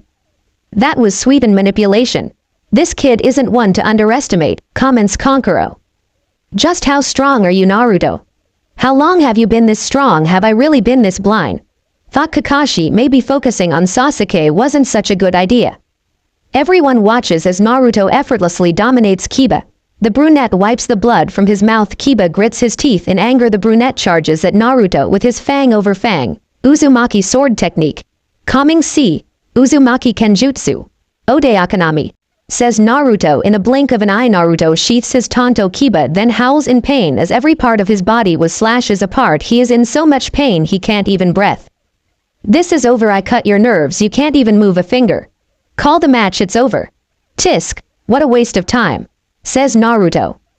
Hayate nods his head. Match over. Winner Naruto Uzumaki, yells the sick man. Naruto Chunnin back to the higher level. Hayate watches as medics quickly rush to Kiba's aid. That was so fast. In a short time frame Naruto had unleashed a furious barrage of slashes. Each slash well thought. Naruto could have easily killed Kiba, but he didn't. This was a message to everyone. He's serious and he will win, thought Hayate. Kurenai glares at Naruto. What the hell was that? Yelled Kurenai with a furious expression. She couldn't believe it. This kid had nearly killed her student. Naruto raised an eyebrow at her. What? Asked Naruto. Why did you do that, Kiba? I can understand you and him might not have got along in the academy, but what you did was unnecessary. So why did you do that? Demanded Kurenai. To prove a point. It relying too heavily on clan techniques is a weakness and can get you killed. While my classmates were busy having fun, I was studying them, making plans how to defeat their clan techniques before the match even started. I already had a plan, says Naruto, walking away from her while everyone stares at Naruto in shock. Time skip. While many of the genin were fearful and shaken up about Gaara raw brutality, not Naruto. He, on the other hand, was studying Gaara, thinking of a way to beat Gaara. He knew none of the others could beat him. Gaara was out of their league and the one-tailed Jinchuriki had no problem with killing. Hell, he was sure Gaara enjoys killing. He knew if he wanted to land one hit on Gaara, then he has to be faster than Gaara's sand. Not only is Gaara the strongest out of his siblings, but he is the only one gifted with magnet release, Jinten. It may not Vechi's father's gold dusk or the Sandame Cage's iron sand, but Gaara's sand is powerful in its own right. Gaara, along with his siblings, were far above normal genin. Well, with this, the preliminary trials for the round 3 test has been completed. To all of you who won the right to compete in the 3rd round in the Chunnin exam, one is missing, but congratulations to you all. Ah, well then Hokage-sama, if you please, says Hayate. Hiruzen nods head. Yes. Well, now I'd like to start explaining the main test. As I told you before, in the man event, your matches will be seen by everybody. Each of you will fight to represent the strengths of your countries. I'd like to show off all your powers with no reserves, which are why the finals will be held 1 month from now, says Hiruzen. In other words, in addition to informing all the various country lords and shinobi leaders, this is the time needed to arrange for the gathering of the event, and this is also the preparation time for you examination students, says Hiruzen, explaining the next step. Kankuro looks at Hiruzen with a frustrated look. I don't understand what you're trying to say. What does that mean? Asked Kankuro. Basically, it's the preparation to get to know your enemy and yourself. It's the time period where you will calculate your chances of winning by analyzing the data you accumulated during the trial competition. The battles up to now had you fight as if you were in an actual combat situation with the assumption of fighting an unknown opponent. However, the final trial will not be like this. There are those who showed all that they can do already to their rivals. There are those who competed and were badly injured against a strong opponent. To make everything fair, 1 month should be used by all of you to advance and improve yourselves. Of course, it'll be fine to rest your body as well, says Hiruzen. Well, I'd like to dismiss you, but there's something that has to be done for the finals before I can do that. There are pieces of paper inside of the box that Anko's holding, so each of you takes on these, says Hiruzen. I'll come around, so wait your turn. Only one now, says Anko. Each of the genins grabs a piece of paper. She then smiles at Naruto. Good job, Naruto-kun, you did well, says Anko with a smile.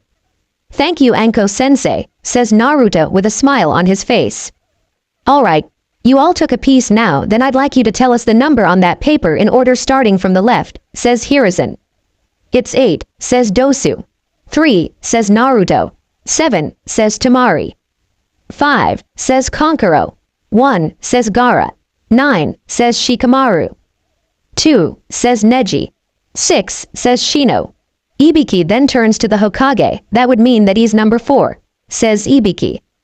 Yes, all right, now I will reveal to you the final tournament, says Hiruzen. That's what we drew numbers for, exclaimed a shocked Shikamaru. Now Ibiki, show them the match arrangements. Orders Hiruzen. Ibuki shows them the chart. Naruto grins at this. I'm going to enjoy humiliating you, Sasuke. Thought Naruto with Hiruzen finished telling them about the last round. With everything said and done, the genin head and training for a month, Naruto then walks to Anko. I know you want to celebrate with sake, but I'm going to Ryuchi Cave. I need to learn how to use Hebanushori, and the only way to learn how to use it is to train with Manda, says Naruto. Plus he needed to learn more about the Habi techniques. He already knew his wind ninjutsu wouldn't help that much, but his Kaiten and Suiten will work against Gaara's sand. Anko grins at Naruto. I'd figured you would head off training as soon as Hokage-sama dismiss you brats. Just be careful, says Anko. Of Manda? Asked Naruto. The purple-haired woman shook her head. Negativity. No, the curse mark, says Anko. She then rubs the back of her neck and looks at Naruto with a concerned look. I placed my Uzumaki seal on it so I wouldn't worry too much, says Naruto. Anko then hugs his head into her breast. I know, but still be careful and promise me you won't use that damn thing. It's nothing but trouble, says Anko. The damn thing had always been a reminder of her mistake, and now Naruto, someone she cares for now, has the same curse. Naruto nods his head and snuggles into her breast. Each of the men stare at the two with a look of jealousy and envy. Naruto then pulls his head away from her breast and stares at her with a smile. I promised I'll be careful, Anko-sensei, says Naruto. Anko then runs her hand over his whiskered cheek. She then grins at him. Good, you better. Wouldn't do good if my little fox got hurt, says Anko. She then grins in a mischievous manner and plants a sloppy kiss on him. His hands quickly travel to her bottom. The blonde giver, her luscious ass, a firm squeeze. The two pull away from each other. As they parted from each other, a visible drool of salvia can be seen in their lips while Naruto wipes the salvia off. Anko shallows it, causing him to blush deeply. Just a reminder of what's waiting for you, says Anko with a wink. Naruto dumbly nods his head. He then vanished in a cloud of smoke. She lets out a sigh. I'm gonna miss him. Damn you, Orochimaru. I won't let you take Naruto-kun from me, whispers Anko. She then turns around, seeing many of her colleagues staring at her. What the fuck are you idiots looking at? Roared Anko. Location: Ryuchi Cave. Before we start, we need to remove that seal on your stomach, says Manda, staring down at his summoner. He definitely liked Minato's kid better than Orochimaru, but now with Naruto as the snake summoner, their clan can once again rise to great heights. He had also recently removed his name from the scroll, but Orochimaru is still unaware the snakes no longer align themselves with Orochimaru but to Konoha once again after so many years. Yes, of course, Manda-sama, I didn't want to risk of somehow messing with that seal, says Naruto. While he is confident in his sealing abilities, he was nowhere near Jiraiya's or his father's level, and he didn't want to wait for the Toad Sannin to be in the village. A large two-tailed yellow and red python slithered towards Naruto. The snake bows to Naruto. Welcome to our home, Naruto-sama. I am Nakagami, the keeper of the snake summoning scroll and Fuinjutsu specialist, says the large snake. Can you get rid of this? Asked Naruto, showing Nakagami the seal Orochimaru placed over his father's seal. Yes, I can, but it will hurt, says Nakagami. Do it, says Naruto. Nakagami nods his head and slams one of his tails into Naruto's gut. Even though the seal has now been removed, Naruto howls in pain, clearly not expecting the strike as bad as it did. Damn it, wasn't expecting that, snarled Naruto. A few days later, location: Konoha. Anko can be seen at the usual bar. She hangs out, stuffing her face with dango and drinking warm sake. Ah, sake and dango. It's the best, exclaims Anko, pounding her saucer on the table with a blush. Yugo and Kurenai sigh at their purplinet friend. Must you be so loud, Anko? Groaned the beautiful red eyes woman. Anko snickers at Kurenai. What's wrong, Nai-chan? Jealous my Naruto whooped Kiba's ass to ways to Kuma, laughed Anko. Kurenai takes a shot and sighs loudly. You know that's not it.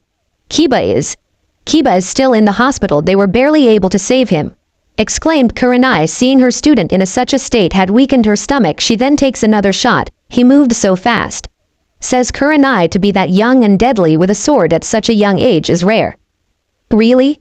Asked an interested Yugo. As a kenjutsu specialist, she couldn't help but be curious.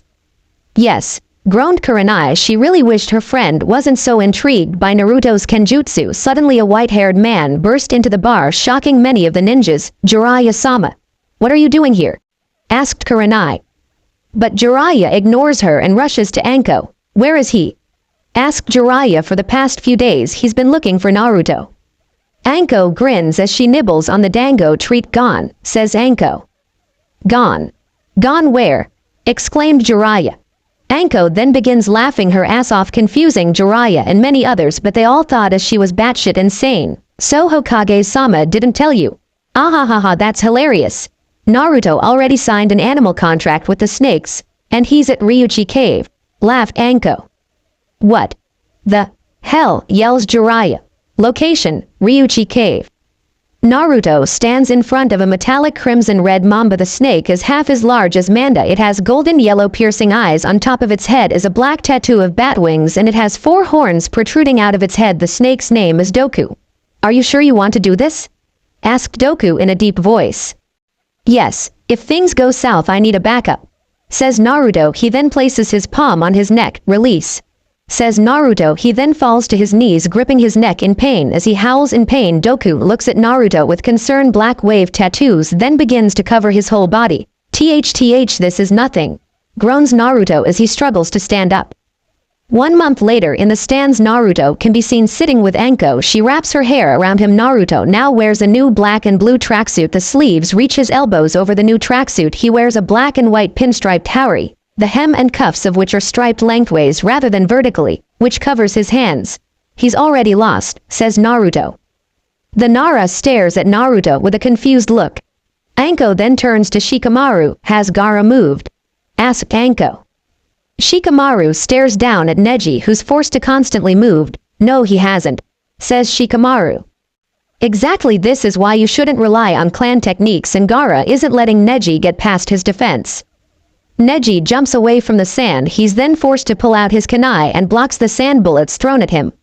Gaara then sends his sand at Neji. He quickly uses his clan's jutsu to block the sand. This is a waste. I'm through with you, Neji Hyuga, says Gaara.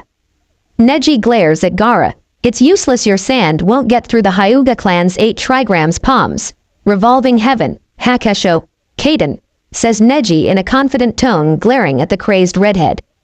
We'll just see about that, says Gaara from under the ground. Sands wraps itself around Neji's leg and crushes it. Neji lets out a scream of pain. He then falls to his knees and curses at his arrogance. Sand wraps itself around Neji's hands with a dark grin. The Hyuga's hands are shattered by the raw force of the sand. Gaara then slaps him to the side. Neji then gasps in pain as his back is slammed against the wall, breaking his back and knocking him unconscious. Genma quickly gets into the arena, winner by knockout Gaara of the sand, says the man. Might Guy and Tenten quickly appears by his side. They watched in saddened tone as Gaara had destroyed another of their teammates. Tenten glares at Gaara. You didn't have to take it so far, yells Tenten with fresh tears rolling down her face. Weakling, says Gaara. He then shunshin back to the sand. Tenten glares at him, but Gaara glares at her with a cold stare. She and her sensei then follows the medics as they carry him on a stretcher. Now to begin the second round, Naruto Uzumaki versus Sasuke Uchiha, says Genma. A loud cheer can be heard as people want to see Sasuke fight. A few want to see Naruto fight. Naruto then shunshin to the arena. The Chunnin smirks at Naruto. He also wanted to see what the child can do. After hearing about him in the preliminary round, he was curious about the boy, even though he was disturbed at how he won. Genma then sighs as he sees no sign of Kakashi or Sasuke. Where the hell are they? Muttered Genma. After waiting 2 minutes, Naruto sighs at this. He then turns to Genma. They won't be coming anytime soon, says Naruto. Genma shot Naruto a confused look. What makes you say that? Asked Genma. Naruto stares at Genma with a deadpan look. It's Kakashi, states Naruto. Genma rubs the back of his head with a sigh. Of all the times Kakashi decides to be late, thought Genma. He then turns towards Hokage, who nods his head. The cage turns to Hiruzen. Why not wait for Hokage-sama? Many people have come to see Sasuke Uchiha. I too am quite interested in seeing what the son of Fugaku is capable of, says the cage. I can't show favoritism if he can't show up on time here. How can a client trust him to be on time for a mission? Case Kage-sama, I can't be allowed this to slide. It is unfortunately that Sasuke had picked up Kakashi's laziness. Says Hiruzen. Rasa nods his head in an understanding tone. Sorry Orochimaru, but you won't be getting your way. Thought Hiruzen. Very well Hokage-sama, I too don't show favoritism, not even to my children. Says the disguised Sannin. Mentally Orochimaru was gritting his teeth in frustration. Damn you Sabutobi-sensei. I may not get what I wanted, but at least I can see Naruto-kun true potential. Thought Orochimaru. Genma then begins to chew on the senbon. If Sasuke Uchiha does not show up in the next 10 minutes he will be disqualified. Exclaimed Genma. Nearly the whole crowd booed in disappointed. Where are you Sasuke-kun? Thought Sakura. Can they really do that? Asked Ino. Asuma nods his head. Yeah.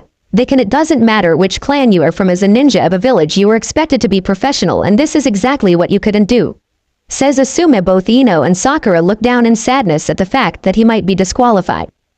Damn it, I want to see Sasuke that bastard's ass. Growled Kiba. Even though he has healed he still struggles to move his body. He also has many scars over his body. You're only saying that cause Naruto had destroyed you. You should have forfeit when Naruto gave you the option, says Shino in his usual tone. Tisk. What you know? Exclaimed Kiba, glaring at Shino for rubbing it in his face. Jiraiya, who's disguised as a nobleman, stares at Naruto with a smile.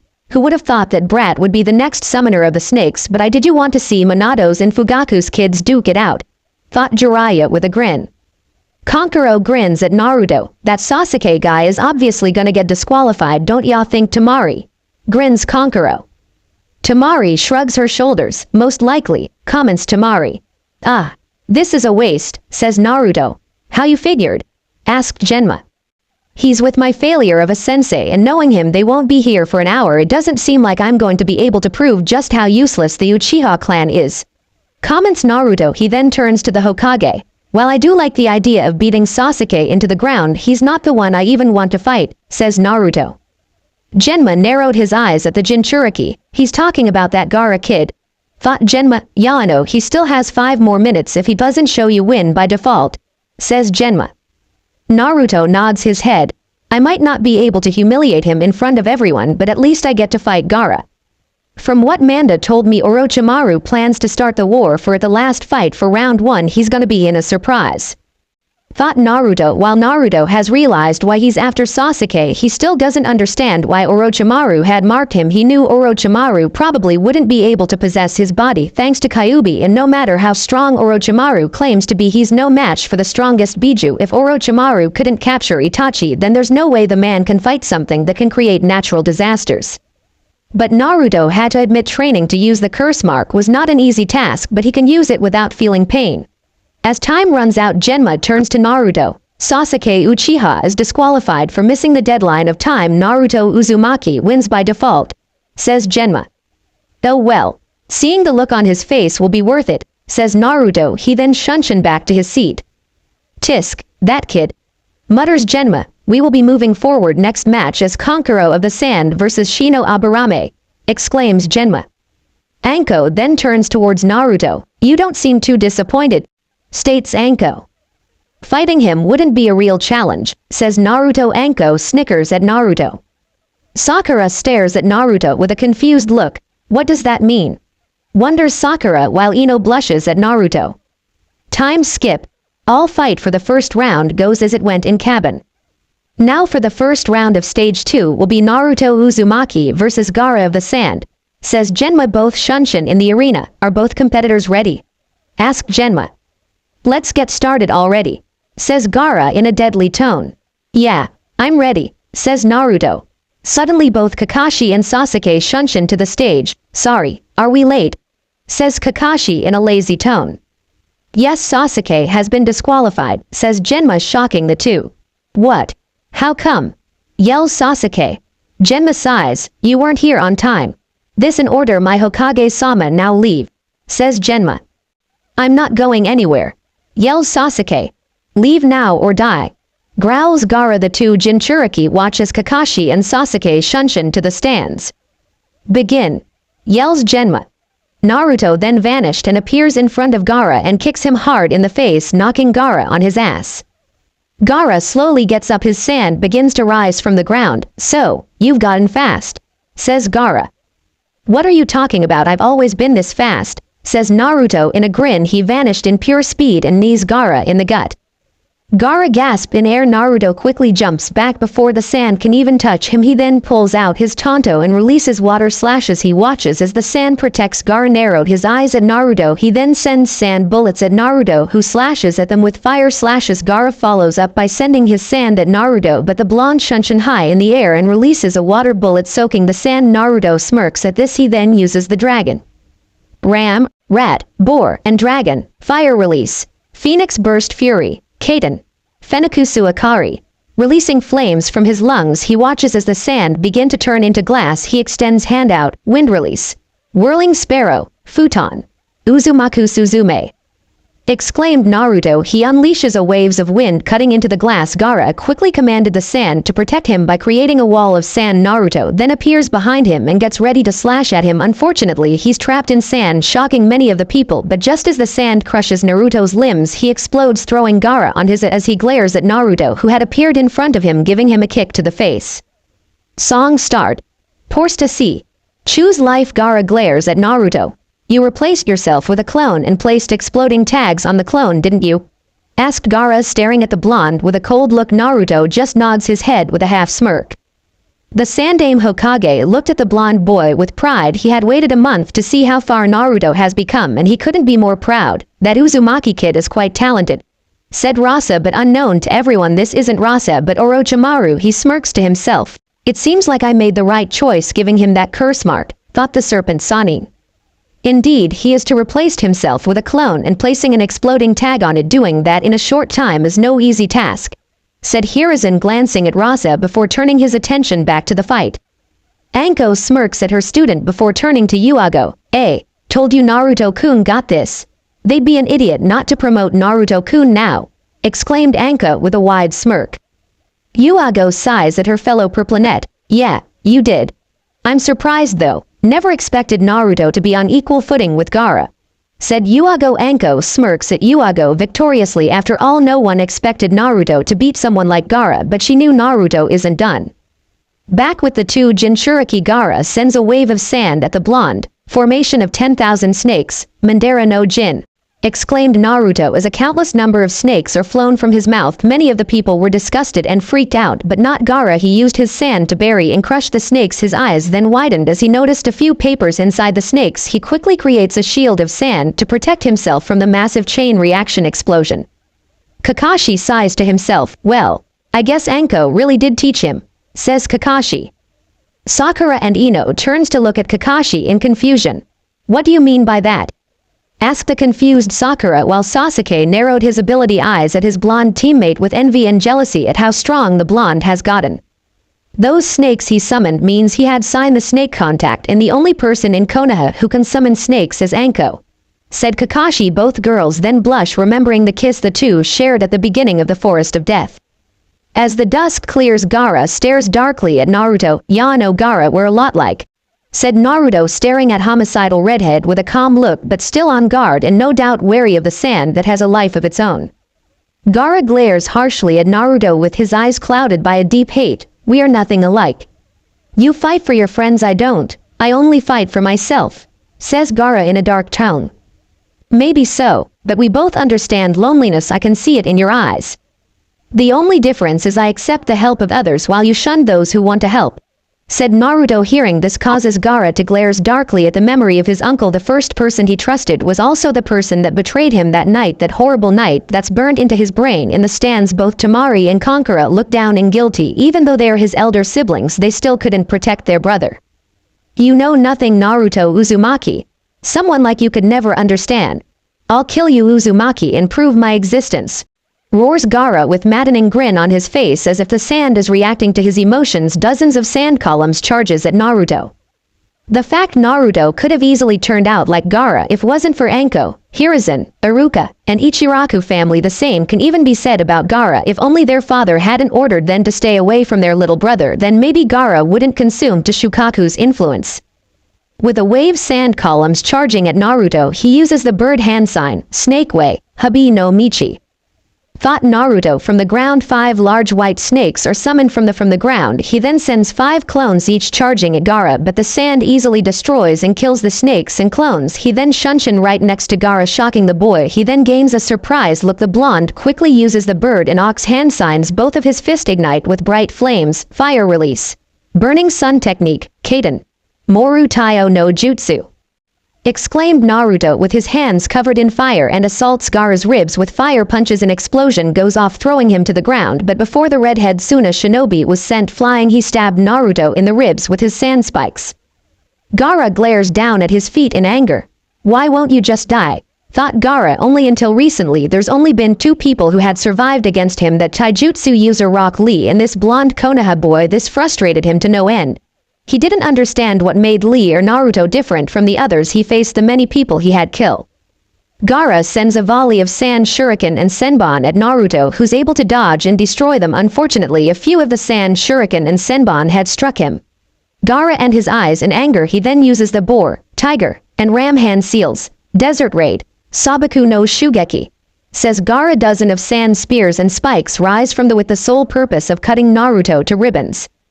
Naruto narrows his eyes at the deadly sand weapons. He quickly creates 3 clones, and each of them encased their tanto in fire and wind.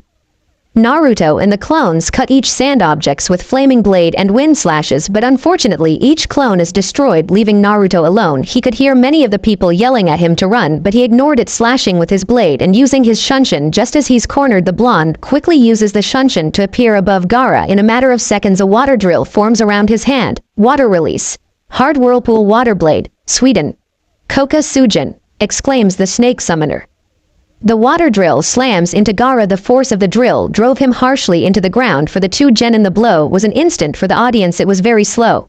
The whole Chunnin exam arena stood quiet. Every person in the stand then gained a horrible but obviously realization. The boy they had hated and made his life a living isn't an orphan. No, he's the son of Minato Namikaze. Many of the ninjas in the village felt disappointment in themselves for not trusting their Yondaime Fuinjutsu skills, while others felt horrible they never made the connection. After all, Minato is the only person in the village with spiky blonde hair and blue eyes. Both Guy and Lee begin to cry, blabbering about Naruto's youthfulness, while people like Genma was smirking to himself. Naruto stares at Gaara, who's gritting his teeth in pain. I guess I'll have to reintroduce myself. My birth name is Naruto Namikaze, son of Minato Namikaze, the Yondaime Hokage, and Kushina Uzumaki, the Red Death. I wasn't lying about us being similar, said Naruto. So, your father turned you into a weapon too? Asked Gaara. Naruto shook his head negatively. That might be the reason for your father, but mine trusted me. He trusted me with this power.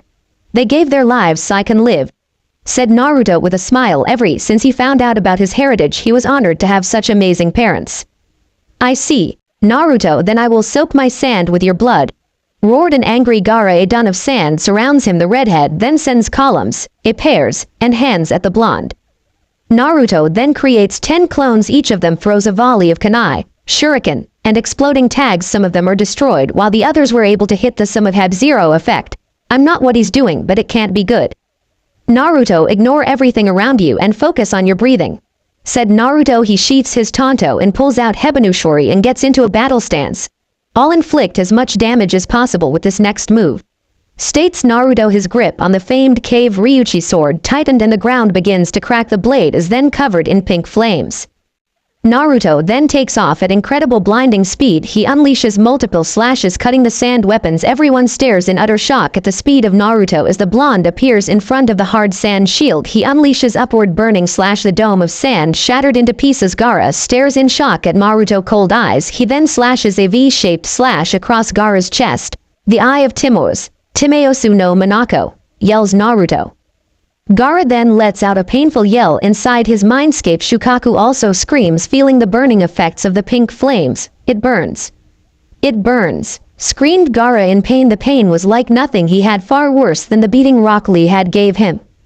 Song end, now, said the fake Rasa sound, and Sanagakure ninjas begin to attack while others fell to a genjutsu. Even large snakes begin to be summoned all around the village. Orochimaru takes off his disguise and appears behind Hiruzen with a kunai. Hello, Sarutobi sensei, it's been a while. grins the pale-skinned man. He then narrowed golden eyes as he feels a kunai against his neck and glance over his shoulder and sees Jiraiya grinning like a fool. Still up to your old tricks. I see you didn't think we weren't prepared for this, said Jiraiya in a cold tone. With Orochimaru's obsession over the Sharingan and destroying Konoha, it was easy to figure out what he's up to, especially when he placed the curse mark seal on Sasuke. Cuckoo, it matters not if you are, the results shall remain the same, says the Sannin in a dark tone. Are you sure about that? Asked Jiraiya with a smile. Everywhere in the village each of the snakes he summoned aren't attacking the people of Konoha. No, they seem to defending the village. This greatly annoyed Orochimaru before putting a smirk. The Orochimaru he held is then turned to mud. Kukuku, even without the snakes I can still kill you too, grinned Orochimaru. Sure, he was annoyed and angry at the betrayal of the snakes, but now he not only gets the pleasure of killing his sensei but his former friend, teammate. His smirk widened as his sound 4 puts the barrier trapping the 3 legendary. Orochimaru then pulls away. Hiruzen smirks at his former student. I know you're not the type of man to act based solely on vengeance. You have neither goals not reasons, says Hiruzen. Perhaps, but if I have a goal, well, you could say I enjoy watching things in motion. It's a dull when things are at a standstill, isn't it? A stopped windmill isn't worth watching, you know. Anyway, right now, I want to make that windmill spin again with the crumbling lead at the wind, grins Orochimaru darkly. Jiraiya scoffed at his one-time best friend. Tisk, you're the same as always, said Jiraiya smirking at the pale man. Both Hiruzen and Orochimaru removed their cage cloak. Sarutobi-sensei, and I will stop you here and now, exclaimed Jiraiya. Orochimaru chuckles at them. So, you two have your funeral shroud prepared, grins the man. Hiruzen glances at Jiraiya. Seems like we won't be able to escape, says Hiruzen. As if you intend to, you'd rather not have anyone get in your way, right? Asked Orochimaru with sly smirk. The 3 charged at each other. Hiruzen creates his famous shuriken clone technique while Jiraiya unleashes his needle hair. Orochimaru uses reanimation jutsu to summon 3 coffins to block the attacks. Jiraiya and Hiruzen were able to stop the first and third coffin from opening. I'll handle Lord Second, you take care of Orochimaru, says Jiraiya.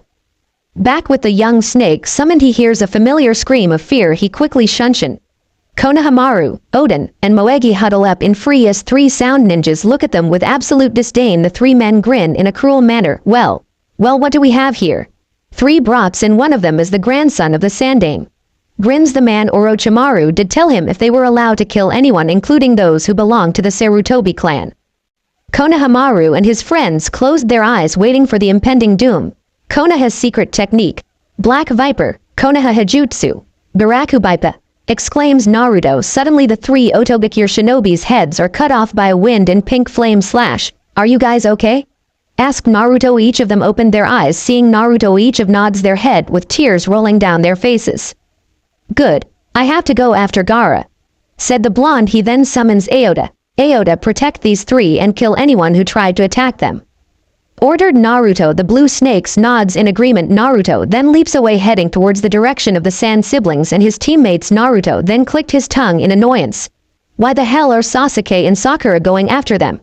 Sakura pretty much useless, and there's no way Sasuke could ever beat Gaara, thought Naruto. He just shook his head at the idiocy of his teammates. He then senses Shino up ahead behind. He then speeds up and caught sight of a monster like Gaara trying to impale a down Sasuke. Naruto appears in front of Gaara, kicks him in the face. Naruto then grins at the down Gaara, ignoring both Sakura and Pakun. Why fight that trash? After all, we haven't finished our fight, Gaara, said Naruto. Gaara glares at him. What are they to you? Asked Gaara. Right now, in annoyance. I'll be your opponent, said Naruto, pulling out Hebanushori. He watches as Gaara transformed further. He then launched Sand Shuriken at him, which Naruto deflects. Naruto then released a water blast from his mouth, launching multiple water bullets. Wind release.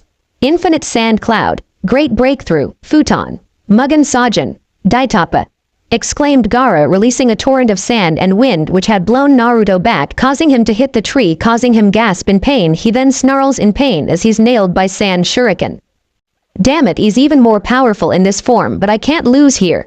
thought Naruto. He rises to his feet and vanished, shocking the three. Naruto appears in front of Gaara, punching him in the face. Gaara counters with his own punch but missed the grin on Naruto's face. Two large white snakes wraps themselves around Gaara. He tossed him over his shoulder and uses the throws and exploding tag. He then uses the clone technique to create multiple exploding tags, shocking them. What is this kid? Wondered Tamari as the smoke clears. It shows his sand limbs blown off. This kid is something, and this kid is a snake summoner. Never thought that Anko woman would ever take on a student, thought Pakun. Naruto then remembers what Haku asked. I'll protect them no matter what. I'll show you the power of Cave Ryuchi. Exclaimed Naruto. Pink flames then begins to cover his sword, the Fang of Critias, Kurishisu no Kiba. Said Naruto. He then unleashes fast-paced sword slashes and then sends a 360 sword slash. As the attack hits Gaara, it covers him in a swirling tunnel of pink flames. Naruto then attacks him in a zigzag formation, leaving a trail of pink flames on Gaara. He then commands the pink flames to explode. The Claw of Hermos, Harumosu no Sume. Said Naruto. Sasuke and Sakura stood in shock at Naruto. Sasuke had a problem fighting Gaara, while Naruto seems to be able to fight him on equal footing even with him transformed. A huge cloud covers Gaara. It can't be, it's finally here. Finally it came out. His final form. Muttered a fearful Tamari, staring at the Biju. The large sand creature rises his hand. The sand covers Naruto. Damn it, he transformed into Shukaku. Thought Naruto as the sand begins to tighten around him. Everyone watches as a giant snake is summoned. Manda, I need your help taking down Shukaku, exclaimed Naruto. Very well, Naruto, I'll help you. Let's show them the snakes are the strongest, exclaimed the proud Manda. Finally it's time to show everyone the snakes are the strongest of the summons. Gamabunta fought against Kyuubi and now I fight the one tail, thought the purple serpent. Naruto Uzumaki, just what the hell are you? You amuse me, son of Yondaime Hokage, thought Gaara in amusement. Hang on tight, Naruto, said Manda, then slithered towards the transformed Gaara. He then jumps in mid-air like a torpedo, removing his arm. This bastard is tough, but he is a Biju, thought Manda. As the arm falls to the ground, it causes a huge shock wave that nearly blew the others away. Manda, we have to defeat him or the village is doomed, said Naruto, glaring at the sand creature. You're fun. This is fun, Naruto Uzumaki, roared Gaara. He then merges from the head. So, that's the medium, thought Manda, glaring at the creature. Oh shit, this is bad. Gaara. He intends to. At any rate, I have to get away from here, thought a scared Tamari. Thank you for keeping me entertained so far. Now I'll show you the true powers of the sand demon, says Gaara. That medium shows the signs of insomnia from being possessed by Shukaku. Those who are the jailer of the one-tailed Shukaku become such that they can't even have a single night of decent sleep. If they sleep, their personality is eaten away by Shukaku, bit by bit until they disappeared. Because the Jinchuriki suffers from lack of sleep, their personality tends to be unstable, but while the Jinchuriki is normally awake, Shukaku's real powers are suppressed. But if they were to fall asleep on his own, trailed Manda, they watch as Gaara falls asleep, allowing the creature full control. Ha ha ha.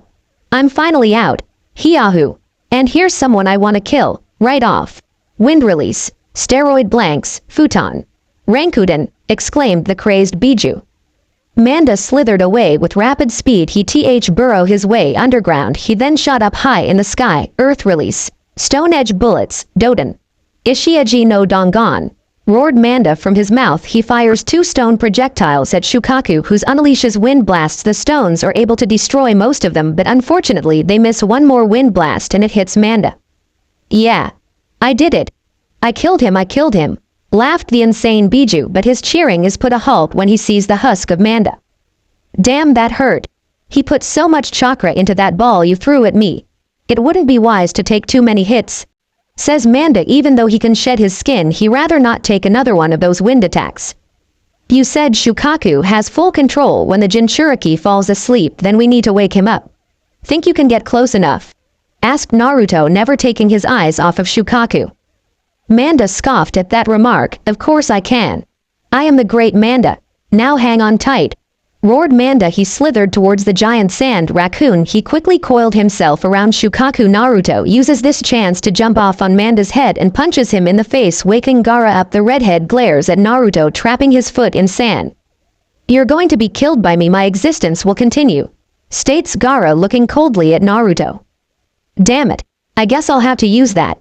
Says Naruto, activating his curse mark. He charges at Gaara. The sand tries to retrain him, but he managed to land an uppercut punch. Incredible, he's so young yet gifted and so much potential, far more potential than that fool Orochimaru. The great white sage was right, he is the one that being honor. Back to the snakes. Seems like you lucked out, Gamabunda, but it seems like I'm running low on chakra, thought Manda. He then returns back to Ryuchi Cave. With Shukaku's body crumbling into sand, causing the two Jinchuriki to land roughly on the ground. After all this I feel so tired, so empty. You too, right? I finally reached my limit with that final blow. We are the same. You and I, let's make this a of it. Exclaimed Naruto, both glaring at each other. The two then jump at each other. Naruto lands a punch, throwing the back. Naruto struggles to get up, panting heavily. We are the same, Gaara. Both Sona of a powerful cage, both suffered at the hands of the village. Being alone, hated for simply be alive. You have suffered greatly. I understand. For people like being alone and hated as a feeling we understand. I don't want to kill you, but I will to protect my home. It is my duty as a ninja to protect the village from any threat of you continue to hurt the leaf. I won't hesitate to cut you down. Said Naruto. His legs then collapse. Why? Why would you go so far to protect them? Asked Gaara. Because I have people who rescue being from the darkness I was being pulled into. They saw me for who I am. That's why I will protect them. Says Naruto, thinking about Hiruzen, Iruka, Anko, and the Ichiraku family. He even thought about Haku, the boy who was far too kind-hearted for the shinobi world. Both Temari and Kankuro dropped from the ground. That's enough. Stop it, says Gaara in a defeated tone. A maelstrom, is that what you are, Naruto? Wondered Gaara. Kankuro looks at his brother with utter shock. This is the first time that I've seen him completely exhausted, thought Kankuro. Nods his head to his younger brother. I understand, says Kankuro, picking him up. The sand siblings then head in a different direction while both the tired Naruto and Sasuke stare at them. Temari. Kankuro, I'm sorry. Apologize. Shocking, both can user and puppeteer. They never once heard Gaara apologize. The two look at each other, confused, not knowing what to do. 2 days later, Naruto looks at Konohamaru with a saddened expression. He then grabs hold of the young boy's hand. The young brunette buried his head into the blonde's torso. He pats Konohamaru on the back. He then feels hand on his shoulder and looks back and sees Anko standing behind him. She gives him a reassuring pat on the back. When someone does, they are remembered for their achievements in life and the impact they caused around the people. As shinobi, we are expected to be emotionless, but at the end of the day we are humans, so it's okay to cry, said Naruto. He died fighting in a mission. Death caught him unaware because life was that simple. It's like a dream. It's all the same even if you haven't reached your goal, but everyone knows that the most important thing is to die for a cause. Family, friends, lovers, and all the other villagers. To me, those are important people. We trust each other, help each other from the day we're born to the day we die. We start to feel that love is the most important, and that kind of relationship takes time to develop. And trust anyone with the headband on because it's very important, says Iruka. Yeah, I know death is just a part of life. Eventually we all die, rather in battle of not as shinobi. Dying in the field in action is seen as honor. He died with no regrets, says Naruto with a smile. I promise, old man, I'll avenge you and end Orochimaru. As the service ended, Anko then grabs Naruto towards her favorite shop with the intent of stuffing her face with dango and sake. After the road sage had talked to Hiruzen's old teammates, he heads into a dango shop and sees a sight of Anko and Naruto stuffing their face with dango and sushi. He grins at the scene. I thought I'd catch you two here, stated Jiraiya. Anko looks at Jiraiya with a smirk on her face while Naruto stares at Jiraiya with a raised eyebrow. Naruto looks at the toad sage with an unimpressed look. Who's the old idiot? Asked Naruto, causing Jiraiya to facepalm while Anko snickers at Jiraiya. I am Jiraiya the Toad Sage, exclaims the Whitenet. Naruto narrows his eyes. You're a Sannin. So, what you do? Won't I doubt you came here to have a drink? Asked Naruto. He sure is quick, thought the old man. You're right, I came here because I was given a mission, says Jiraiya. Both Purplinet and Blonde stare at Jiraiya. I was given an order to bring back the next Hokage, so I decided to take you along with me. I do know your father, said Jiraiya. The Toad Sannin had also didn't want to become the Hokage. He just didn't think he would fit the role, and the fact he has a spy network which keeps him busy. Naruto turns towards Anko. She nods her head to him. She knew Jiraiya really wanted to train Naruto, especially with the fact he has told me about the Akatsuki. Okay, I'll go with you. When do we leave? Asked Naruto. After all, he'd be an idiot to refuse to travel with Jiraiya even though his pervert senses are going off. Jiraiya grins widely at the child immediately. This isn't a rank mission after all. States Jiraiya. The blonde hurries up and eats his sushi and gives Anko a kiss on the cheek. Since they left the dango shop, Jiraiya has been grinning like a madman at Naruto. Naruto shook his head at the Chunnin. Well, he'd be dealing with this pervert than that freak Orochimaru. This causes Naruto to narrow his eyes. Jiraiya, you fought along with the old man, right? Asked Naruto. He watches as Jiraiya nods his head. How did he kill him? Asked Naruto. He needed to know how the man he saw as grandfather died. Jiraiya releases a sigh. When he was fighting Orochimaru, he was stabbed a few times by Orochimaru's sword Kusanagi, which I'm sure you know is poisonous. Unfortunately, I was fighting Edo Tensei Lord II. Says the Toad Chunnin. Even though the reanimated Tobirama was weaker than when he was alive, he was still a powerful shinobi. Naruto looks at Jiraiya with a raised eyebrow. Lord II? Wait, do you mean Tobirama Senju? Asked Naruto. Jiraiya just nods his head with a grim look. Tobirama Senju has created some of the greatest jutsu, but more importantly it's because of him that Konoha is the village it is. Said Naruto. He remembered the old telling him that he's the one who created the Kage no Bunshin along with Hirishin. It's a jutsu Orochimaru used originally. It was created by Tobirama. Says Jiraiya. Naruto had to admit he was honestly impressed with Jiraiya. To fight someone like Tobirama Senju and survive was amazing, especially since he can only think of two other people who have the same level of mastery over Sweden. Naruto then gains a serious, why exactly did you want to take me with you? Asked Naruto. I'll tell you once we're out of the village. Too many prying eyes, said Jiraiya as the two walk by many shinobi and citizens. He glances down at the young genin. This boy definitely has Minato's intelligence and Kushina's temper. I know you two would be proud to see how far he has come, thought Jiraiya with a sad smile, knowing those two would be proud of their son. As soon as they exited out the gates, Jiraiya gains a serious look. You want to know why I wanted to take you with me? Asked Jiraiya. Naruto nods his head. You are my godson. I know there's nothing I can say to try to reason why I never came and see you. In short, I was a coward. But there's something you just know. There's a group of dangerous S-rank rogue ninjas hunting people like you and Gaara. Says Jiraiya, allowing Naruto to process this new information.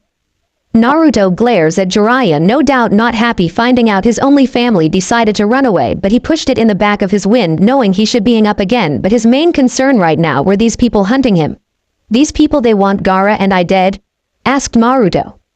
In a manner of speaking, but it's not you they want, it's what inside of you they want.